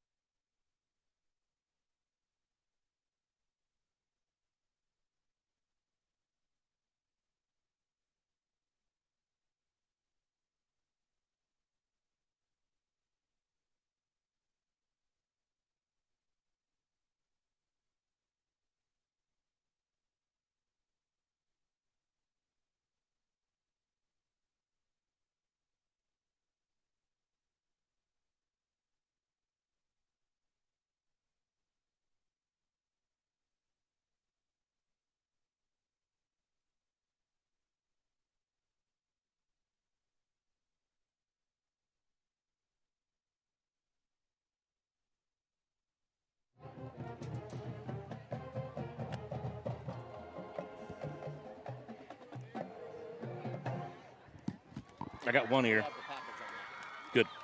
So, Yeah. I only have one ear, though. Do you have both? It might just be unbalanced. Okay, yeah. Because this only has one input. Oh, Like this one, that's why this one's so good, because it has an unbalanced where it'll split it both versus left or right. But these do not. well, we have the original one also at the house. I put all the screws back in. I never actually took it apart. All I do is take the screws out of it, put it back in. Should be Yeah, good. I like this one. I like just this a popped lot. on it, but we'll just go return it, get another one. Should be zero exchange. Yeah. All right, well, our headphones are back. We had our backup headphone thing here. So take this opportunity to go around the horn with some more area scores and give you a stat update. But before we do that, Freshman Sahiti Krishna. Sophomore Addie Taylor. Junior Peyton Hogue. Senior Luke Tran. Color guard Valerie Maenza Nisei. And sexton of the week, trombones. Drum majors of the band. again, want to give a shout out to our official church of the Sports Corner, Church of Christ. You can go see Church of Christ at 400 South Locust Street, right there on the corner of Locust and 5th Street. Their Sunday services, Bible classes, are from 9:30 to 10:15. Their regular Sunday worship is from 10:30 to 11:30. And then they have Wednesday services from 7 o'clock to 8 o'clock on Wednesday nights. Again, 400 South Locust Street, right there on the corner of Locust and 5th Street.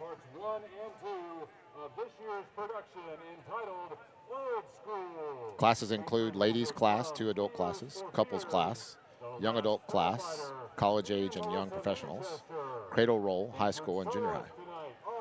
Thanks for all the support from our friends at Church of Christ, led by Mason Peebles, for initiating this. We do appreciate that support very, very much. As we roll into our stat update, our halftime stats are brought to you by Cat Plumbing. Thank you for the support, Michael Berner. Extremely unofficial, because we really don't have anything from the first quarter. So this is going to be not your second or your first half stats, but your second. Really the first portion of the first quarter, because we caught on pretty quick in the first quarter. It was just so fast. We did. We just weren't writing them down. So tell me what you got. Well, this is why I'm going to tell you that we know that the stat's not right. Asterisk. Reggie with 23 yards rushing. Oh, yeah, he's got at least 70. Yes, yeah. Have Joel with 44 yards receiving. Austin Martin with 46 yards rushing. Again, most of these are just second quarter stats only. Hardly anything in here for the first quarter. Again, Austin Martin 46 yards on the ground. White Pennington with 69 yards in the air, and Bola with 39 yards on the ground. Yeah, very unofficial stats. We missed some of the first quarter, but all in all, really good first half for these Indians. Fast, rapid scoring. They were never stopped on offense, right? They were 7 touchdowns, 7 drives, 7 touchdowns. We were a little bit concerned about how we're going to replace Ty Wellman as a punter, but as of this point, we really had to worry about it. I mean, Ty Wellman's playing at Uptown tonight, and he's right where he needs to be because we didn't need him as a punter tonight. Yeah, that's a fact. His stage name is Ty Juna. Yeah, it's not saying it's going to continue that way, but as of right now, the Sanger offense looks unstoppable. Yeah, I know we punted in the first game. We didn't punt last week. I know we punted the first game, but I don't even remember who the punter was. I think we may have punted twice in the first game, and you're right. I don't remember who it was either. So, not used last week, not used this week. So 2 halves of football punter hadn't been used. A lot more scoring in this drive and this first half than it was last week's first half. So big thank you again to Michael Berner at Cat Plumbing. Go see him for all your plumbing needs. Special shout out to House of Carts. We'll be bringing you a player of the game after we get all the official stats in for the game, and that'll be brought to you by House of Carts. Our first 2 House of Carts player of the game have been Chris Ramirez from week 1, and then week 2 Reggie Jones, and Reggie's making a name for himself again in week 3. Lots of stars today, though. It's going to be probably the toughest decision we've had yet.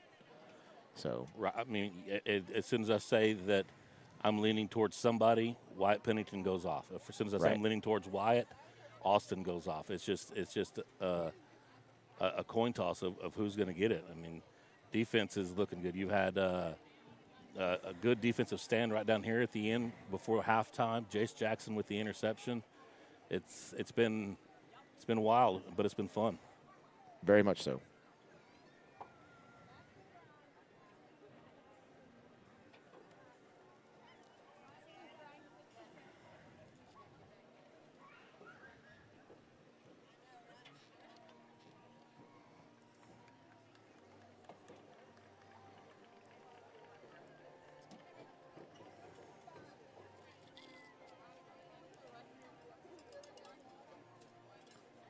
Well, I did get one text update from Van Alstyne is currently down 26-21 to Paris at halftime. I can go around the horn. That's what I was trying to do a while ago. Yeah, I when we figured got so. I just sidetracked, but try to lead you into it while you're getting frustrated with your camera. all right, here we go. Out of town scores brought to you by Dave Campbell's Texas Football. If you don't have that app, it's a great app to have. It is. You introduced that to me this year. Make sure it's refreshed here. Earlier, I did it with an unrefreshed report. Pilot Point trailing Lindsay 42-14, late fourth quarter already. That game obviously must have started at 7 p.m. Bonham has got on the board. They trail Blue Ridge 42-7. Gainesville trailing Ponder 53-0 at halftime. Crum up over Lake Worth. They've taken control of that game. It was 13-10 at halftime. It's now 33-10 Crum. Aubrey got on the board against Brock late third quarter. Brock leads 35-7. Farmersville's trailing Commerce 20-10 at halftime. Valley View's now down to Tom Bean 49-0 late in the fourth quarter. That game is almost over. Cattle Mills trails Sunnyvale. Sunnyvale is ranked in the top 10, I believe, around number 6. And Cattle Mills is trailing Sunnyvale halfway through the third quarter, 28-7 Sunnyvale. And Paris, as you mentioned a while ago, is up 26-21 over Van Alstyne at halftime. And then Salina is up over Gunner 22-12 at halftime as well. That game being played not too far away, I believe, in Melissa. Mm-hmm. I believe that's correct. I believe they had to move it to Melissa because of the it was going to be in Gunner. And Gunner was gracious enough to agree to move it because it's a home and home, because the last year they played at Salina and this year was set to be played at Gunner. And I think anticipated attendance with both of them being reigning state champs. Salina won it again for the first time in a while this past season. And Gunner's on three state championships in a row. And not to get too far ahead of ourselves, we host Gunner on Thursday night next week. Thursday night, yes. Don't wait for Friday night lights. Come out and see them on Thursday night. Yeah, and we've been to the field there in Gunner, and even though they are the three-time defending state champions, their visitor side is pretty small. Yeah, it is. It's very It would have small. been 10, 15 deep all the way around that stadium, all the way around the fence line. And not that that's not a fun experience, because if you Right. haven't experienced that in Texas high school football, it is a fun experience. I've been to many games at Salina's old stadium when Pilot Point would go over to Salina and be packed 10 deep in the late 90s, early 2000s.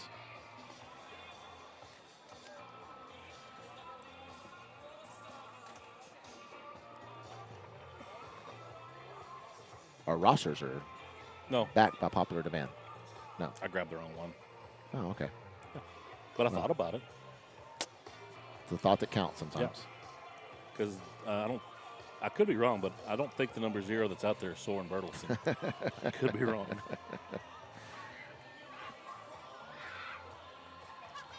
All I saw was laminated paper, and I grabbed it.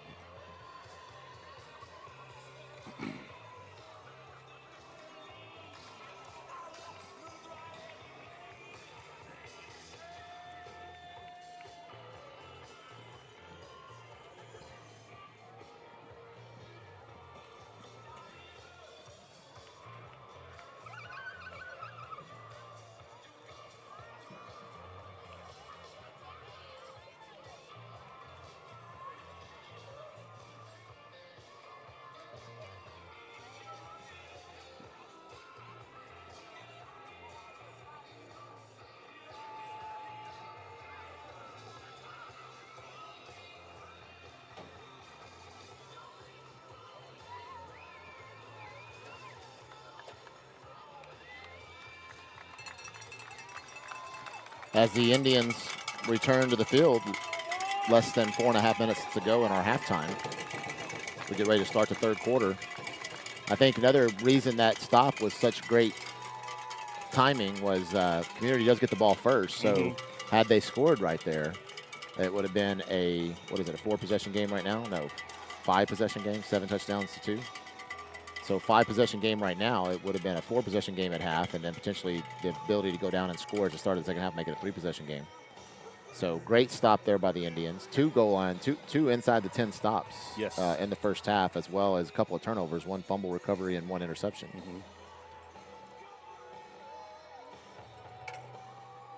I don't know if I mentioned this last week, but I know I mentioned it to somebody. I don't remember if we were on the air, but I really like what they did with the helmets this year. Yeah, they look sharp. I like the spear on one side and the number on the other. The number on their helmets look sharp.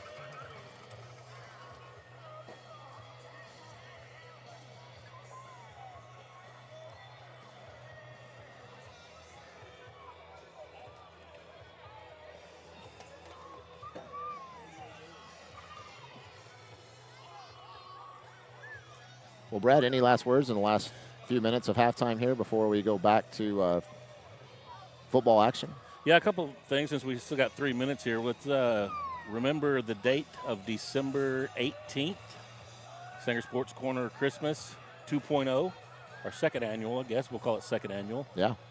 We'll be hosted again at the brewery. Can we say that on the air? Yeah. Not as well. Uptown Rail has a great pizza kitchen. Great ice cream if you want to take the kids up there. Very family-friendly environment. But we're going to take over their normal Thursday night karaoke, and it's going to be a night dedicated to raising money for athletic scholarships for these young athletes of Sanger. We were able to give away $5,000 in scholarships last year, partly because of the money raised at last year's fundraiser. This year our goal is $10,000, which we're already going to be able to do that. So any money raised that day potentially enhances what scholarships we're able to do at the upon graduation for the class of 2026. Yeah, super excited about that night.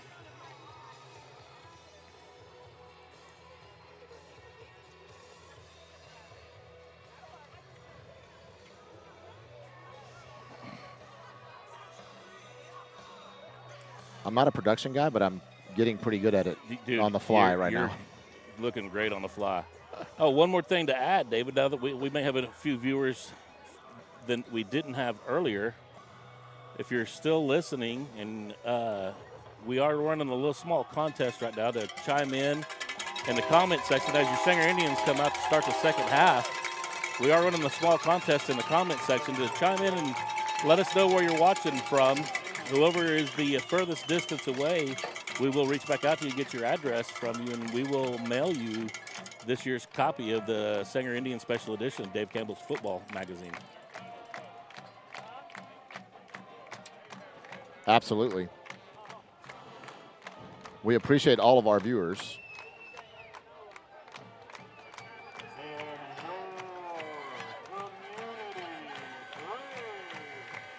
Community Braves run out onto the field.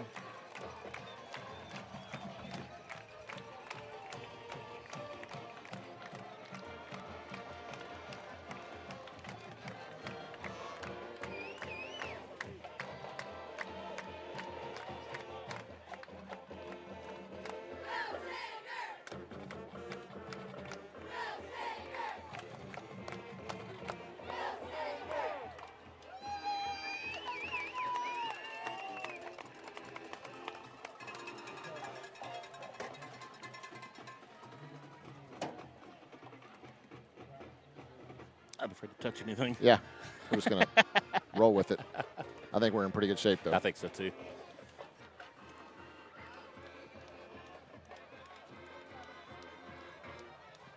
I feel like there was a way to do it, but now I don't remember because we did it when we were doing the media day. I don't remember if you just lightly touch the power button, because I think you have to hold the power button to turn it off. But yeah. I don't want to. We'll find out. We'll find out after we turn everything off Yeah. today, or we'll find out if we just go power dead. But I think it's pretty good. Yeah, I think so too. So here we go. Set to kick off. Morales does the kicking duties this time. Another great bouncing kick, bobbled quickly by number 11, but quickly brought back in, and then tackled by a tribe of Indians inside the 30-yard line, be officially possessed at the 29-yard line as the third quarter will begin.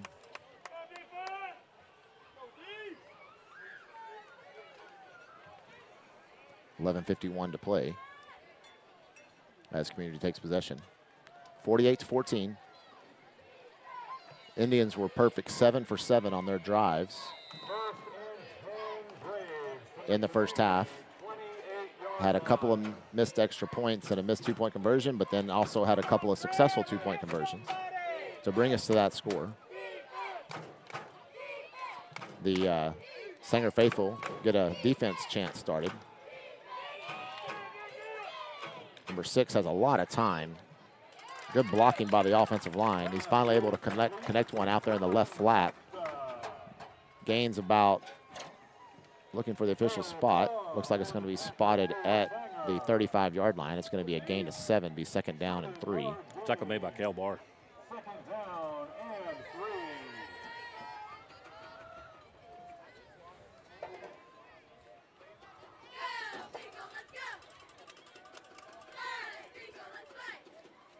Another pass across the middle. Ball's incomplete. Pass incomplete. Be third down and 3. 11 minutes, 13 seconds to play in the third quarter. This is the opening drive. Down and 3.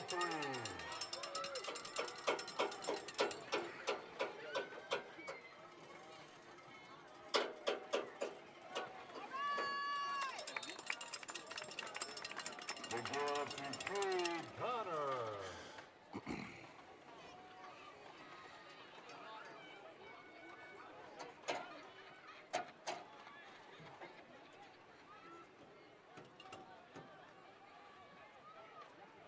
Who goes Canes? First down Community. We are.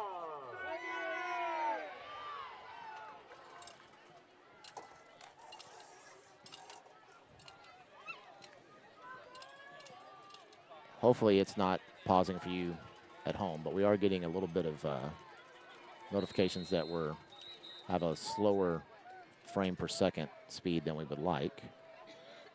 It's dangerous for us to adjust that during the broadcast because we could potentially go off air, so we're going to try to stay on air and battle through it. So if it's buffering at home, just bear with us. Again, working from a hot spot. We delay a game on the offense. That hasn't happened much today. No. Everything's been pretty fast-paced. 10 minutes, 22 seconds to play here in third quarter.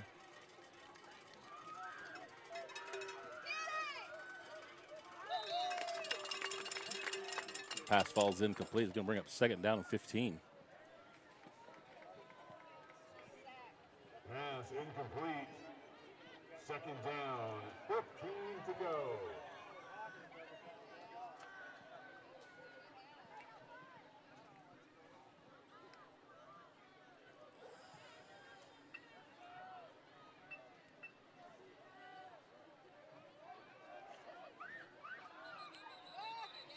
Janet Micus, watching from Paisley, Florida. Corey Smith claims to be watching from Miami, Florida, but I don't buy that. Yeah, I think he's in Valley View, Texas right now. He wishes he was in Miami, Right, Florida. we're going to get a false start on the offense right here. Sean Rowe chimes in to tell us it is lagging. Hopefully it speeds up. Again, working from a hot spot and not hardline Wi-Fi makes it difficult. There was no Wi-Fi to access here. We are in the visitor stands. They have very limited space in their press box.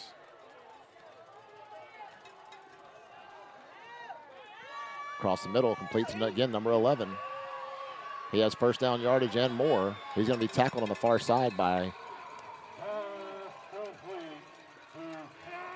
number Max Taylor, number 0. Be first down as the clock goes inside 10 minutes.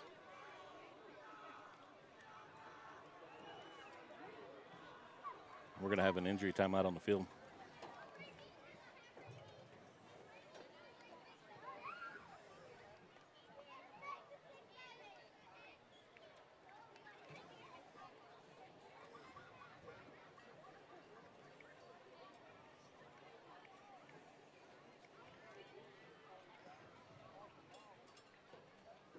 Timeout brought to you by Hall Real Estate, as they tend to injure player.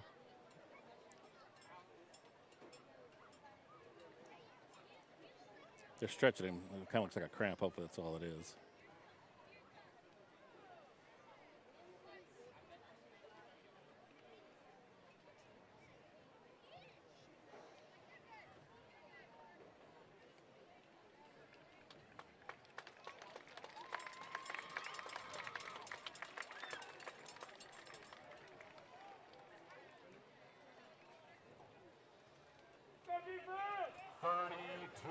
Yard gain. First down, community. We are. Big play by the Braves, 32-yard gain on that play. Down to the Sanger 40-yard line. 1st and 10, Braves at the 40. Number 6 back to pass. Across the middle. He's caught, missed 2 tackles. Another high tackle, another high tackle, another attempted strip. And after 4 attempted shoulder pad tackles, none of them were successful. I'm not sure why.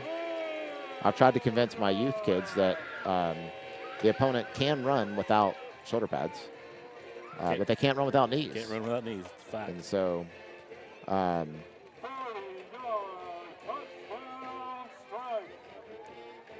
40-yard touchdown for the Braves. Makes it 48-20 pending the extra point.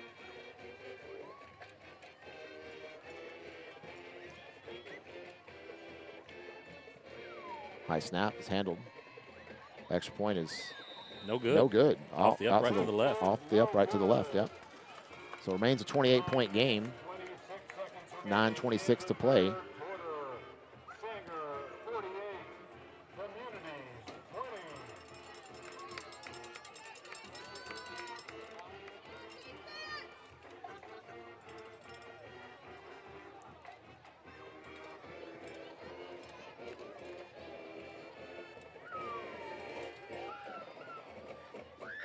Again, bear with us on the video.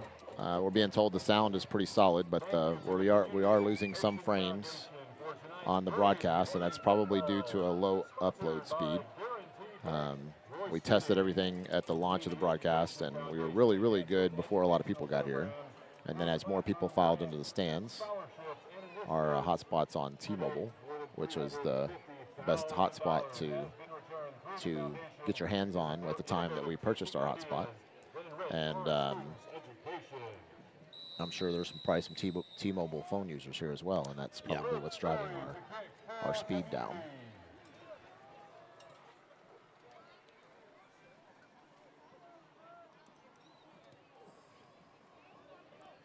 Onside kick goes out of bounds. I think we handled it up here, though. Oh, we did touch it? Okay. I feel like it went off one of our hands. So deflected off of an Indian, so it will not be a penalty on the play, and Sanger will take possession where it went out of bounds. Was that a backfire or fireworks? It sounded like backfire. Okay. Couldn't tell if that was fireworks. 9:26 to play. Indians take possession at 35-yard line. Their first possession of the second half. Early third quarter. Reed Sebastian still in at quarterback. Flanked by Reggie Jones.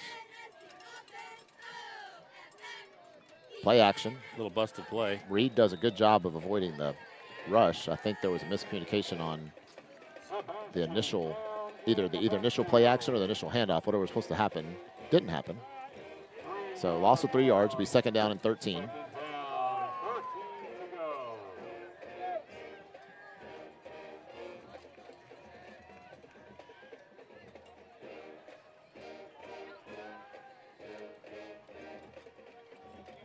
Reed Sebastian rolls out to the right, throws into the flat, caught.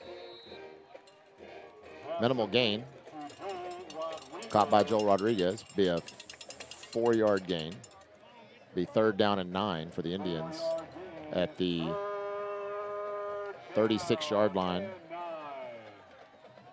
They need to get to the 45 for a first. Wyatt Pennington in motion behind the line of scrimmage. Pass out on the flat. We got a flag down on the play. I think this is going to be a hold against the offense.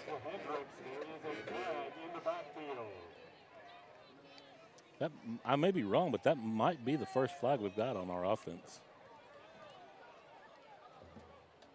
I can't dispute that. Can't confirm it, but can't dispute it. It looked like one of our linemen was being bull rushed quite well, and then instead of him continuing on the bull rush, he just kind of took him down with him. So that's going to bring up 3rd down and long, really behind the chains this time. 3rd down and 19. Again, Sanger needs to get to the 45-yard line. They've been able to pick up yards in chunks tonight. Big play here, since Community was able to go out and score on the first possession of the second half. Play action to Reggie. Throw downfield. Might have been a miscommunication. I didn't see a receiver in the area. I didn't see anybody other. He threw off his back foot as well. Be 4th and long, and I do think we're going to learn who our punter is. Or relearn who the punter is, because we knew a couple weeks ago, but is it Luke? I think it's Luke Hendricks. Now that you say that, I think we knew that. Yeah, we did. We just forgot because it's been so long since he's been out there as a punter. Dad, does he remember how to punt since it's been 2 weeks? Chad, do you think he remembers how to do it? It's been a minute.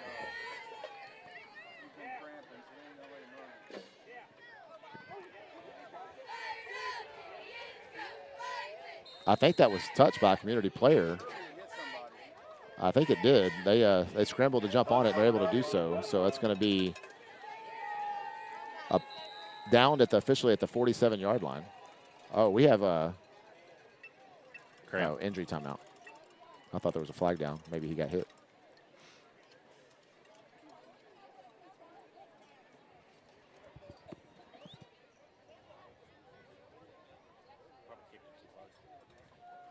First down and 10, Community. So Community will take over at their own 47-yard line. 8:04 to play in the 3rd quarter.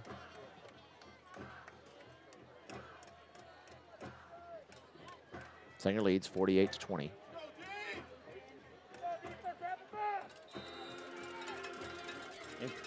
Empty backfield right now. Low snap handled well by the quarterback. Dez back there on the rush. Intercepted by Max Taylor. We have another flag down. I don't know what this is. It could be pass interference or illegal contact on the defense. Couple of flags down.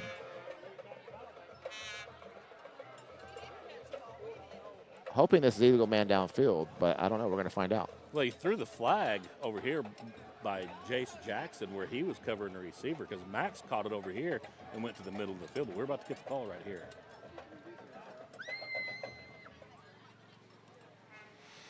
We have a number 14 White. Yeah, illegal contact against the Indians. 5-yard penalty, automatic first down. 7:53 to play in the 3rd quarter.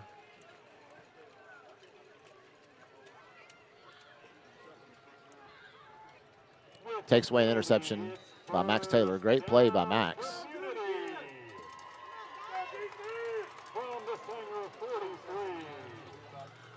Again, empty backfield for the Braves.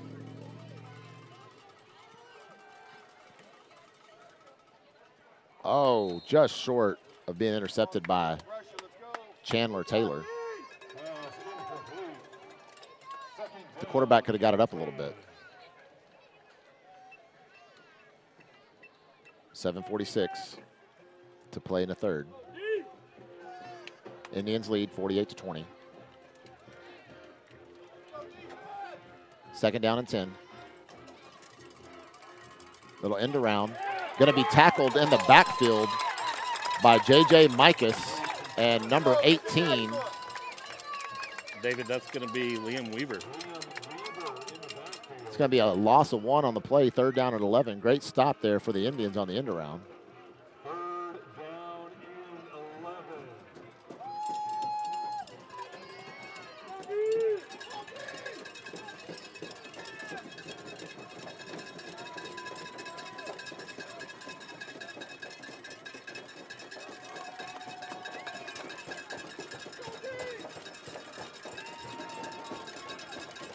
Back to pass. Into the left flat. Completed. He's going to get enough for first down yardage. Pass complete to It's almost like everybody, I don't know that they're necessarily going for shoulder tackles. They're more concerned about trying to strip the ball. Yep. Down to the 32-yard line. Less than 7 minutes to play in the third.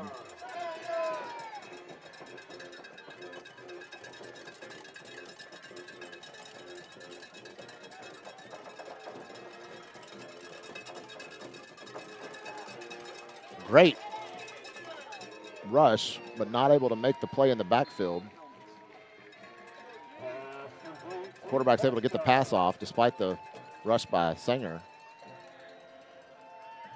Looks to be a gain of 7, so it's 2nd down and 3 for the Braves as we tick below 6:10 to play in the first or in the third quarter.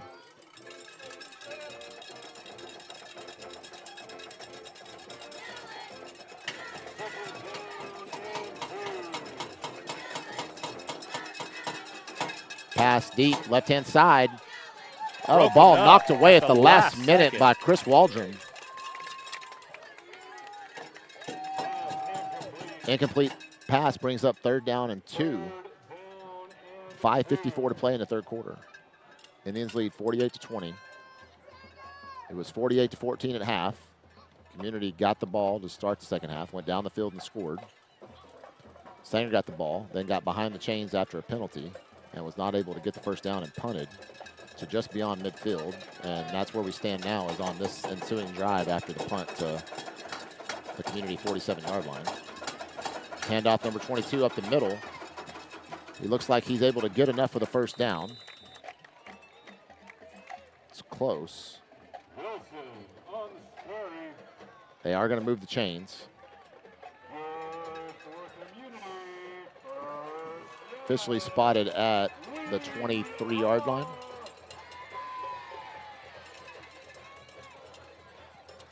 Yeah, 1st and 10 at the 23 for Community. Less than 5:30 to play. Little end around, almost taken by Dez in the backfield, but number 22 is able to get it and go off to the races up the left-hand side, pushed out of bounds inside the 10. It's going to be goal-to-goal territory for the Braves.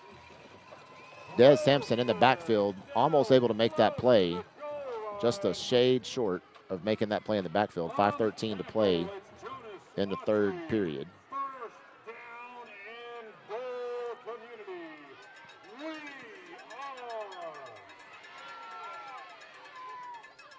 First and goal, Community.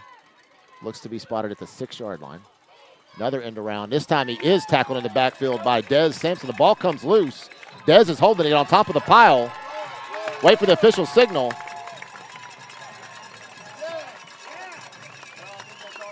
They're talking about it for a minute. Big call right here by the refs. But I do believe that ball came out before he was down. The offensive player was on top of the pile.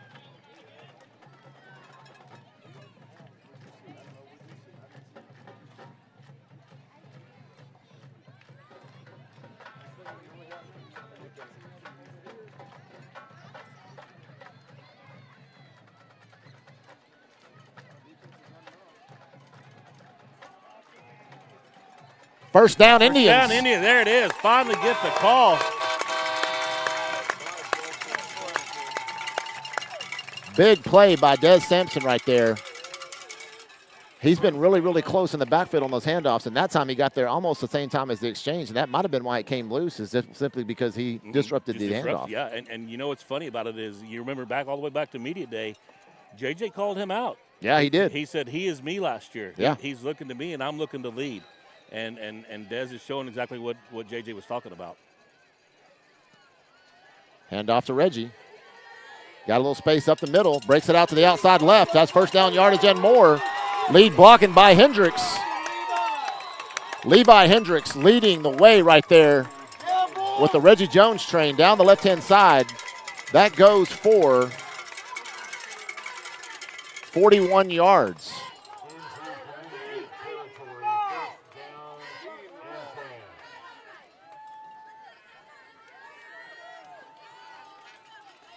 Another quick handoff to Reggie up the middle. Trips over the 35-yard line. He gets down to the 34. It's another 12-yard gain for Reggie. as we tick below the 4:30 mark here in the third period. Reggie takes a break. Bola checks in. Hand off to Bola. He has running room. That looks to be a gain of 5 yards for Bola. Be second down and 5 for the Indians.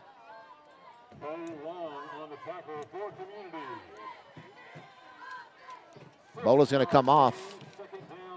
Seems to be favoring his right knee. It's already taped up. He's struggled with that since before the season began. Reggie Jones checks back in. 2nd and 4. That was officially a 6-yard gain for Bola. Another handoff to Reggie. Fights forward. Looks to be right around the 25-yard line. It's going to bring up, it's going to be a gain of 3 and bring up 3rd down and 1. You know, Reed Sebastian's doing a great job of still continuing to go through that fake. He hands it off and he goes through a pass fake, which has to make those linebackers hold up a half second. Austin Martin goes in motion. Hand off to Reggie. He's got 1st down yardage and more. Breaks it up the middle. Inside the 15. Going to be close to the 10-yard line. Officially marked at the 10. It's going to be 1st and goal, Sanger, after a gain of 15 yards by Reggie. Puts his unofficial stats over 100 yards, and his official stats probably over 150. Probably closer to 200, I would bet. He had a really good first quarter that we missed. Remember when we thought maybe he had 200 against Community last year, and it ended up being 406? Yes. Keeper by Austin Martin up the middle. He gets down around the goal line. Looks like he's going to be marked short right at the 1-yard line. 9-yard gain for Austin Martin. It's going to be 2nd down and goal at the 1.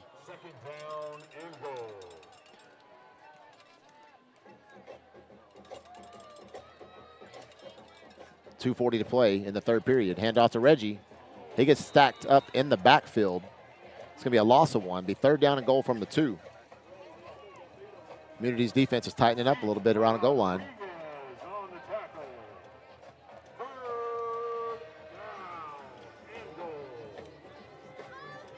Clock passes the 2:20 mark in the third quarter. Reggie Jones in the backfield with Reed Sebastian. Another handoff to Reggie, this time wide open, hole up the middle. Reggie easily scores for a 2-yard touchdown. The game clock continues to run down to 2:06 before they stop it.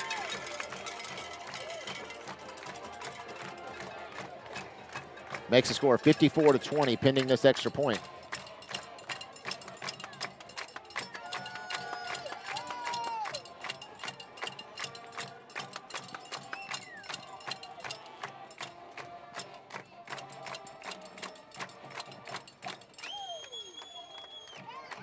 Extra point is good. Makes it 55-20.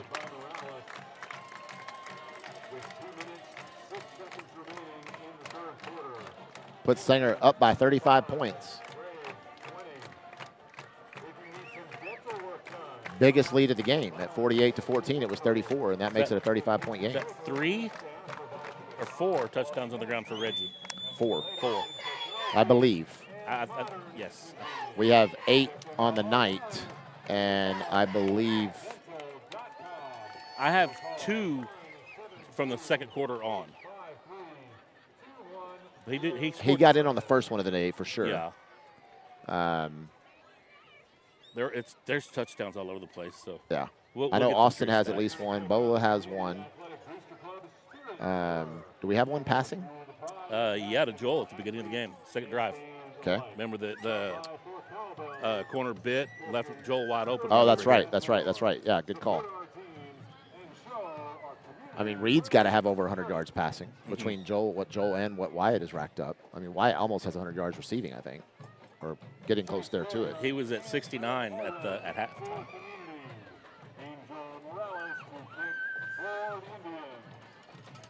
Morales, another great bouncing kick, fielded around the 31-yard line.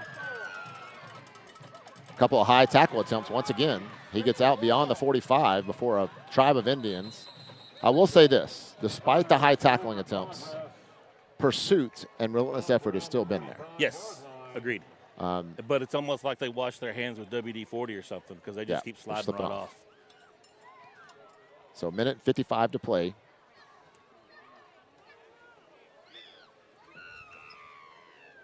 Ball be spotted at the 47. 1st and 10, Community.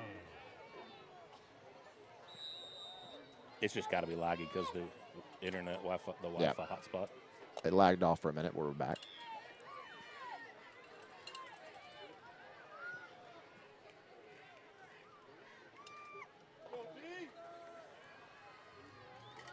Back to pass, number 6. Great catch. I don't know if he's in bounds. He is out of bounds, but, man, it was a great catch. Fantastic effort, though. He thinks he caught it, but he doesn't realize it was called out of bounds. We're going to have an injury timeout. Player down for the Indians.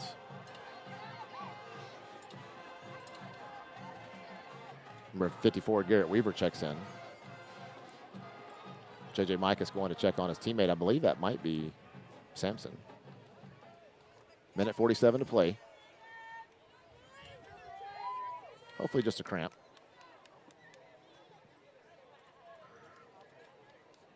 Yeah, his legs are pretty stiff. That does look like a cramp to me, but I definitely don't know what I don't know.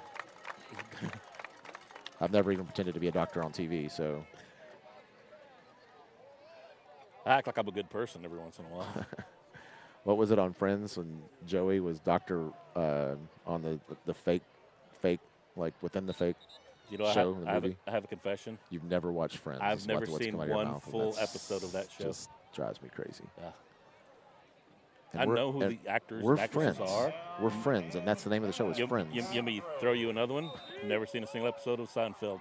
Now, Seinfeld, that's not as unpopular as Friends, but I mean, I was a bigger Friends fan than Seinfeld, but I did watch both. They came on back-to-back in the heyday. Oh, my Boy, God. he is given the ball early in the backfield, and he is tackled by number 18, Liam Weaver, and number 44, J.J. Micahs, both in on the tackle. Loss of 1 on the play. Less than a minute 30 to play in the third quarter. Indians lead 55-20.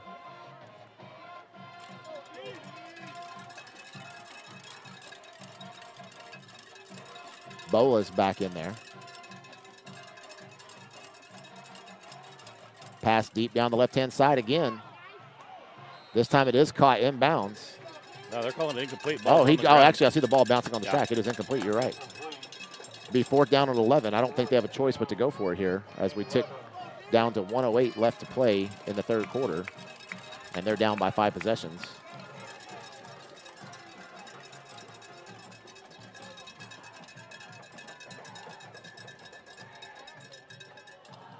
Thank you, Michelle Lentz. Dr. Drake Ramore was where I was going for, and Brett was no help. Nope.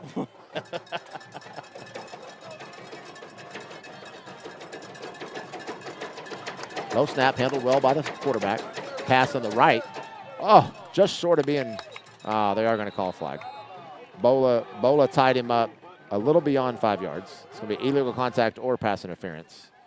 So that'll be a 15-yard penalty and or a 5-yard penalty, either one. On depending on what they call illegal contact or pass interference. Ball in the air, I think it's pass interference. So should be automatic first down either way.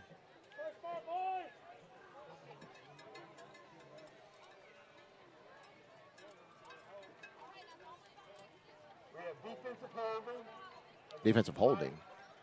10-yard penalty, automatic first down. So 10-yard penalty, automatic first down. On 4th and 11. Yep. So it'll be first down and 10 at the Sanger 46-yard line. 44-yard line, excuse me. Sanger up 55-20.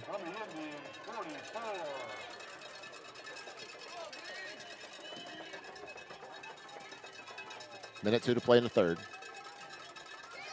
Good pursuit by Weaver. Garrett Weaver with the pursuit to push him out of bounds. Looks to be about a 2-yard gain. It's going to be 2nd down and 8.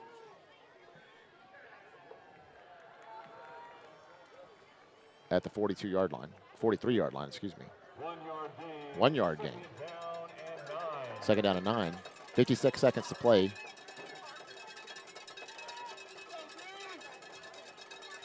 In the third period, end around again. Chased down from behind, potentially, but tackled by Kel Barr after a minimal gain. It's going to be 3rd down at about 5 as he does get out to about the 40-yard line. It'll be 3rd down and 5 as less than 40 seconds tick. on the clock. They're going to stop the clock for a brief injury timeout. Des Simpson checks back in.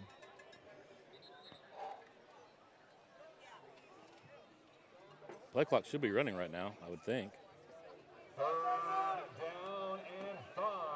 It is now. Game clock is too. Play clock actually not running. Now it is.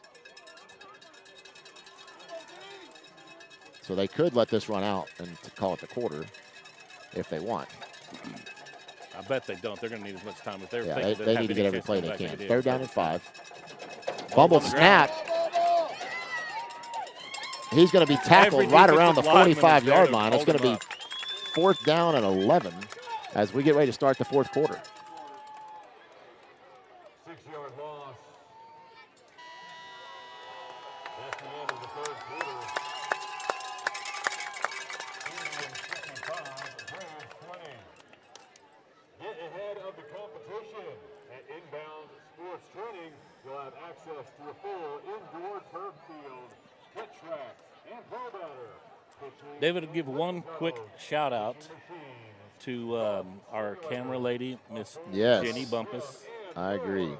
She is here to watch our son, obviously, and we're short a camera person and a stat person, and she said, I'll do it if you're sitting in the stands, and we're sitting in the stands, so she's running the camera, so thank you very much. Another shout out to the official church of the Sanger Sports Corner, Church of Christ. They're located at 400 South Locust Street, right there at Locust and 5th Street. Their Sunday worship services, Bible classes for all ages from 9:30 to 10:15, and then their Sunday worship is from 10:30 to 11:30, and then they have Wednesday night services from 7 o'clock to 8 o'clock. Their classes include ladies class, 2 adult classes, couples class, young adult class, college age and young professionals, cradle roll, high school, and junior high school. So thanks for all the support from our friends at Church of Christ. As we start the 4th quarter, there's a whistle. The timeout Indians. Coach didn't see something he liked on 4th 11, so he wanted to stop the clock. So while the clock says 11:58, it's still officially 12 minutes to play because that play never technically got off. So that timeout's brought to you by Hall Real Estate. Go see Drew Hall at Hall Real Estate for all your real estate needs. Locally owned, right there in Sanger, USA. Drew is from the Sanger area, can help you with your real estate needs anywhere in the area. Does not have to be limited to Sanger. If you're looking for a new home, you're looking for land, looking for a business to buy, pretty much anything in the realm of real estate, Drew can point you in the right direction or be your official realtor. As well, if you're wanting to sell your property or home, he can help you get ready for that experience and get you all the way through the process, all the way to the closing table. And I assure you, you will have a great experience using Drew. He is very big on customer service. So thank you for using Hall Real Estate. And you can find them at hallrealestatetexas.com or Don Hall Construction.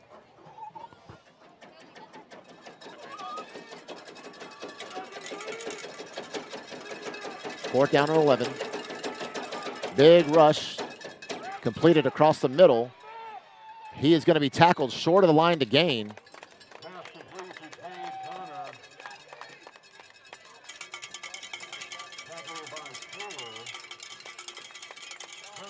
That'll be 1st down Indians at their own 35-yard line.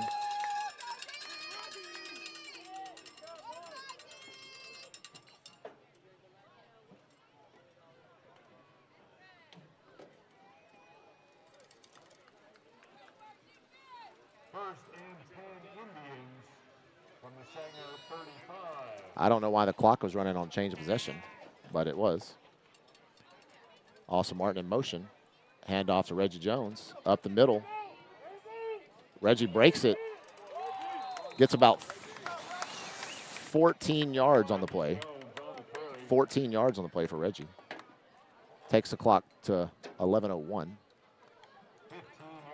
And ticking. Sanger's going to keep the pedal to the metal here. Clock passes 10:50 to play. Austin Martin in motion again. Hand off to Reggie. He gets hit right at the line of scrimmage. This time he's going to be taken down for no gain. Looks like they're going to give him a little bit of forward progress inside the 50, so officially into Brave territory. So it's going to be 2nd down and 9 at the 49-yard line of the Braves. 2nd down and 9.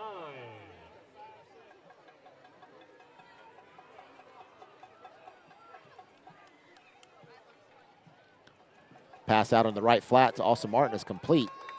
He gets about 6 yards on the play. Long on the tackle. 3rd down and 3. 6-yard gain. 3rd down and 3. Yeah, we're going to get a false start on the offense.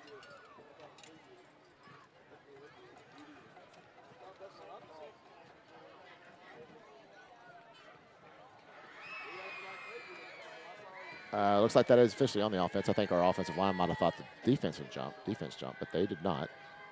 So it's going to bring up 3rd down and 9. Sanger leads here in the 4th quarter.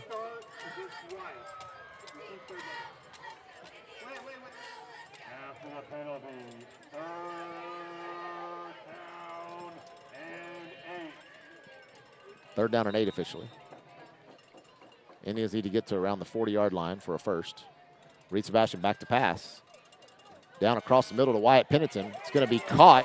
Oh, and he's going to break balance. He's going to score. And he's going to be in, David. That's going to be a 48-yard touchdown completion to Wyatt Pennington, who just threw his name in the hat to be player of the game. Like I said, it's going to be a tough choice, but he's well over 100 yards now. First 100-yard receiver on the season.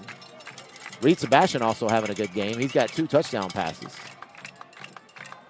That puts Sanger into the 60s, 61-20, pending the extra point.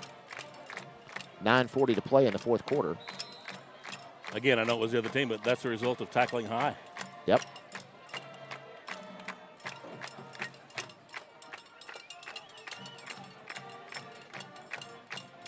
Snaps in, holds good. Extra point is good, making it 62-20.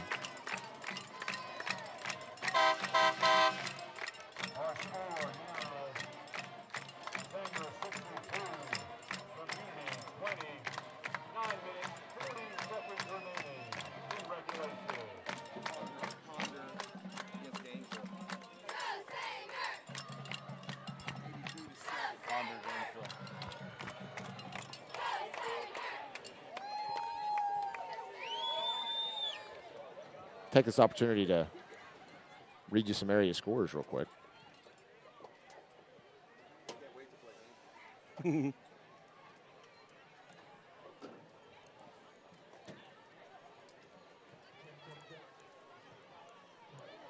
Pilot Point Lindsay game hadn't been updated in a while, so that's not accurate. The Bonham Blue Ridge game has gone final. Blue Ridge wins 42-7. Ponder up 82-7 over Gainesville. 2 minutes to play in the 4th quarter. Crum up 47-10. Actually, final. Crum wins 47-10 over Lake Worth. Brock beats Albury 56-7. Farmersville's come back to make that a close game. Farmersville 17, Commerce 20. 5 minutes to play in the 4th quarter. And Cattle Mills down to Sunnyvale 21-45. Van Alstyne down to Paris 39-24. Minute to go in the 3rd quarter in that game. Salina up over Gunner 36-19. Start of the 4th quarter in that game. So 9:32 to play in our game.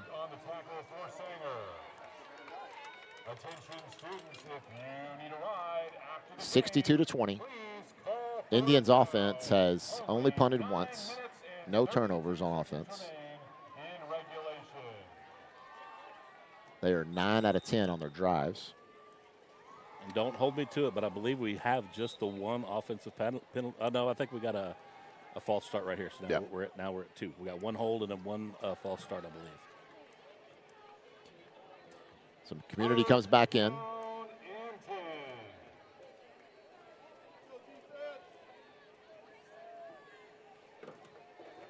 Braves announcer is still super excited about this game. Short gain on the right-hand side. Looks to be about a gain of, I'm going to call it 2. Be 2nd down and 8.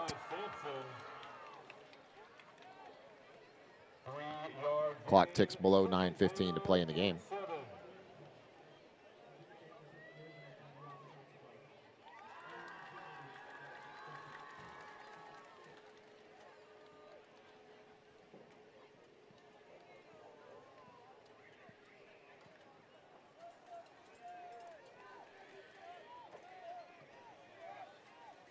Community set to play. Handoff on the end around, number 22. Again, Sanger not wrapping up very well. We have offsides against the Indians. So that's going to be probably take the penalty and make it 2nd down and 1.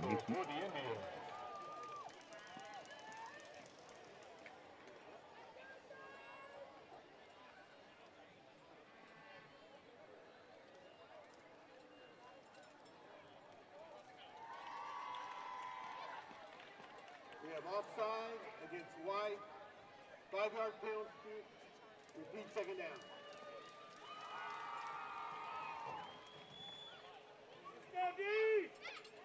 Be 2nd down and 2.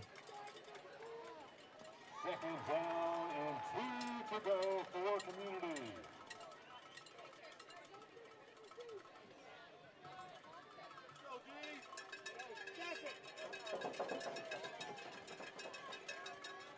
Handoff up the right-hand side. Looks like it's going to be enough for a 1st down. Wilson on the carry. Move those chains. 1st down Community. We are.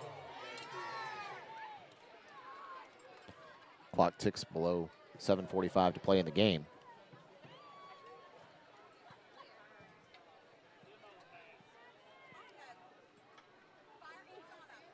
Number 6 back to pass into the left flat, complete to number 20. Chris Waldron not able to make the tackle. Gets assisted by a couple of his teammates. Number 12, Jonas Autry in the help on that play, as well as number 6, Luke Hendricks. But not before a 1st down for Community. 16-yard gain. 1st down Community. We are.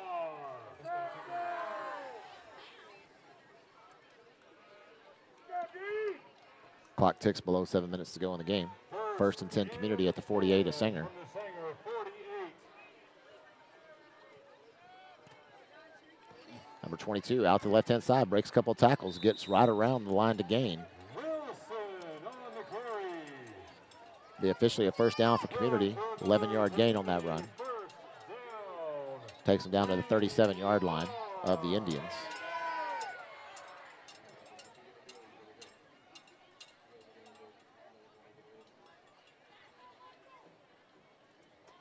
First down and 10 from the Sanger 37. Less than 6:30 to play in the game. Community driving. Another handoff to number 22. Looks like he gets the line to gain, but there's a flag on the play. Could be a block on the back or potentially hold on the offense.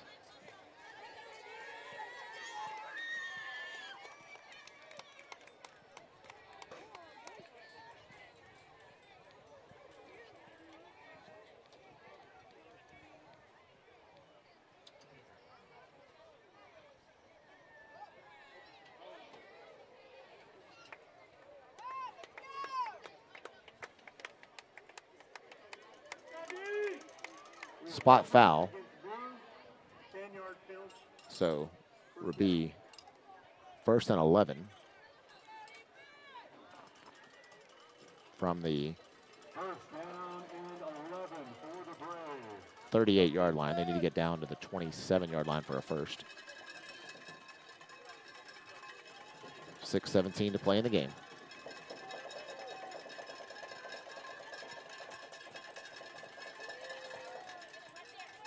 Number 22, originally corralled in the backfield, but not able to be brought down. He gets enough for a 1st down yardage and a little bit more. Gets down inside the 25-yard line. It'll put Community officially the 23-yard line, 1st and 10, Braves. Again, shout out to our camera person, Jenny Bumpus, has done a phenomenal job tonight. We appreciate everything she does. Less than 5:50 to play in the game.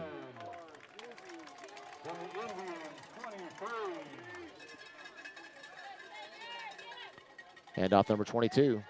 He has room to run. Cuts back on the left-hand side, breaks a couple of tackles. Really close to the end zone. He's officially in. Touchdown Community at the 5:34 mark.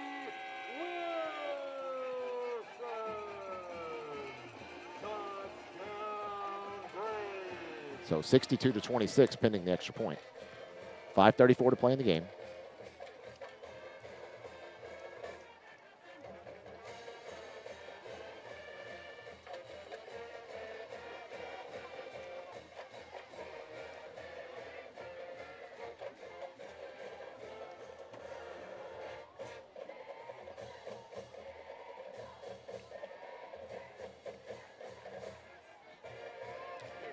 Go for two, and this time Sanger does a great job of corralling him in the backfield.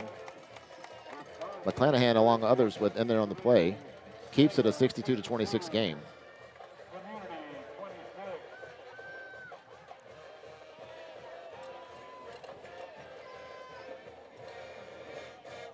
Sanger led by as much as 42 points before that score when it was 62-20, and now they are up by 36 points.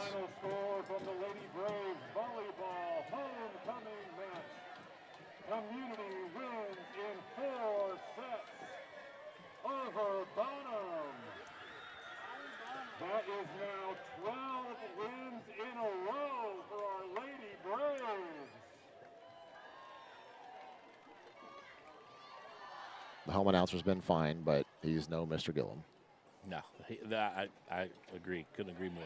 The home announcer actually has been fun. He does keep it exciting for the home crowd, but I agreed. We do have one of the best announcers. We do. We really do. Mr. Gillum That entire press box team does a phenomenal job on yes. Friday nights, and then Mr. Gillum. It's like a well-oiled machine. Everybody just right there ready to go and don't miss a beat. Yep. If there is a malfunction, it's mechanical. It's right. not. It's not on the them. person. Yeah. So trailing by 36 points. We'll see what Community does on their kickoff plan here. They just squib kick it down. Fielded by, is that Jace? Yeah, Jace Jackson over on the left-hand side. Returned out to close to the 40, officially the 38-yard line. The 1st and 10 for Sanger at the 38.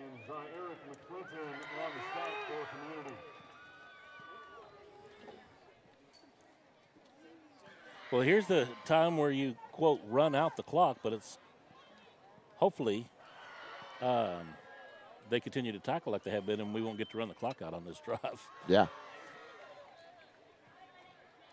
First down and 10 for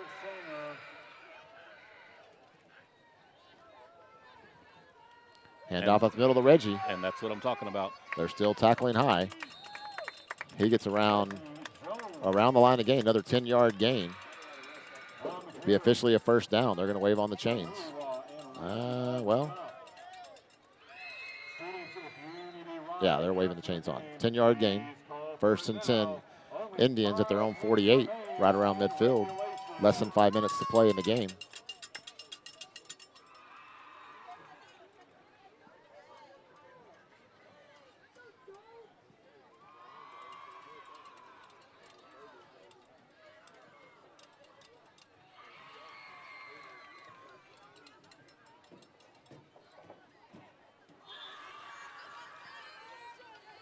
Hand off to Reggie.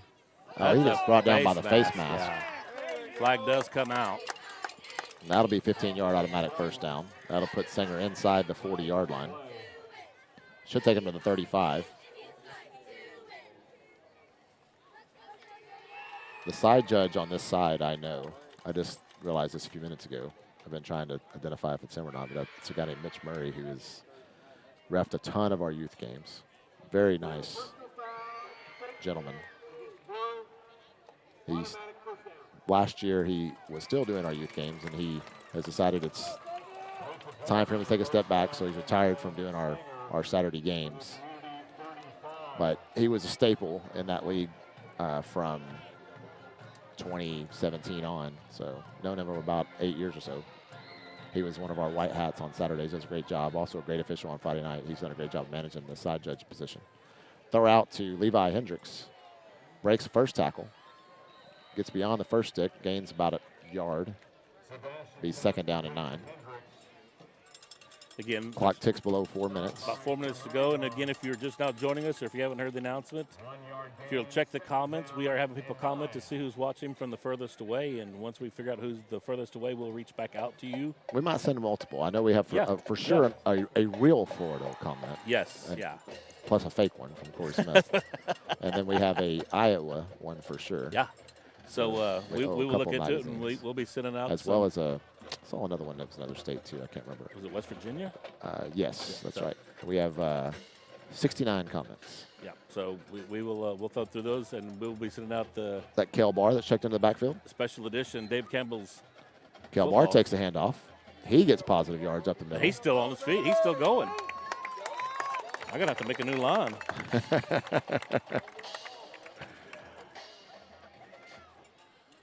Was that a gain of 13? Or good for a first down. First and 10. 15-yard gain From the community 19. down to the 19. First and 10 Indians as we go inside 3 minutes.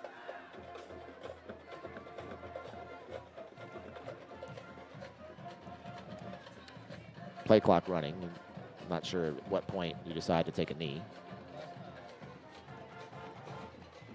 Keep your foot on the pedal.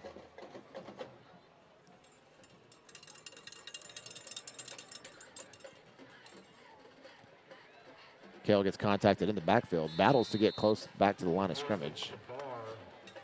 Looks like he gets right about the line of scrimmage back to the 19, so be second down and 10. Second down and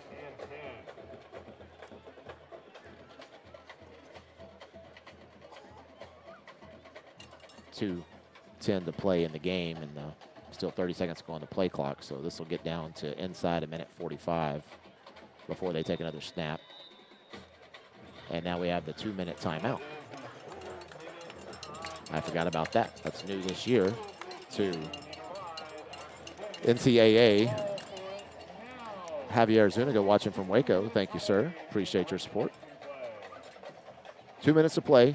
Indians with a phenomenal performance on offense tonight. 62-26. They only have one drive where they've punted.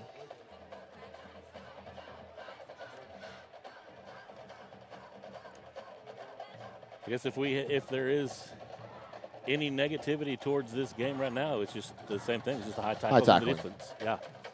And, you know, we've talked to Coach Rogers, and he said that's usually a theme early in the season where you're just not used to getting low. But we observed along with him, and he mentioned this in one of our coaches shows, where we did tackle well and tackled low against Aubrey in the scrimmage. So you thought we were ready for the regular season, but then we got out there against Paris and did not tackle low. Yeah.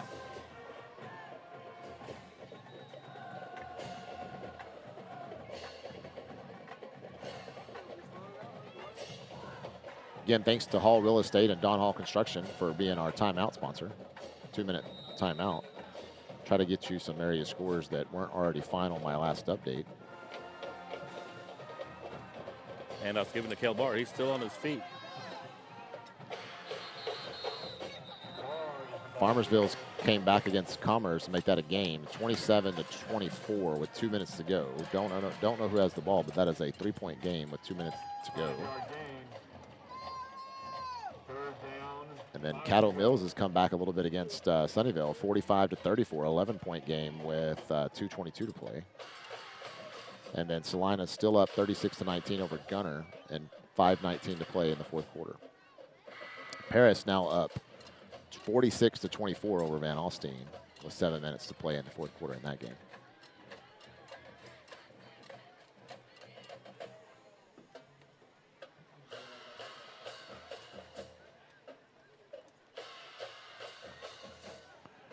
Run out to the right for Kale Barr, trying to get down to first down yardage to ice this game. Looks to be around the 9, which is really close to the line to gain. They're going to call it a first down, and that's probably going to do it. Less than a minute to play.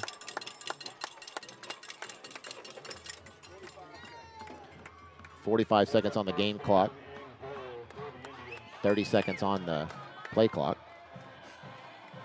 Wyatt Pennington and Joel Rodriguez check themselves back into the game. This is going to be victory formation, David. It is. This will be officially the last snap unless Community uses their timeouts, but I can't imagine that would be the case.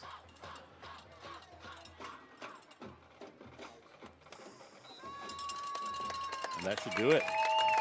So final score, 62-26. The Indians come in here and take care of business on offense.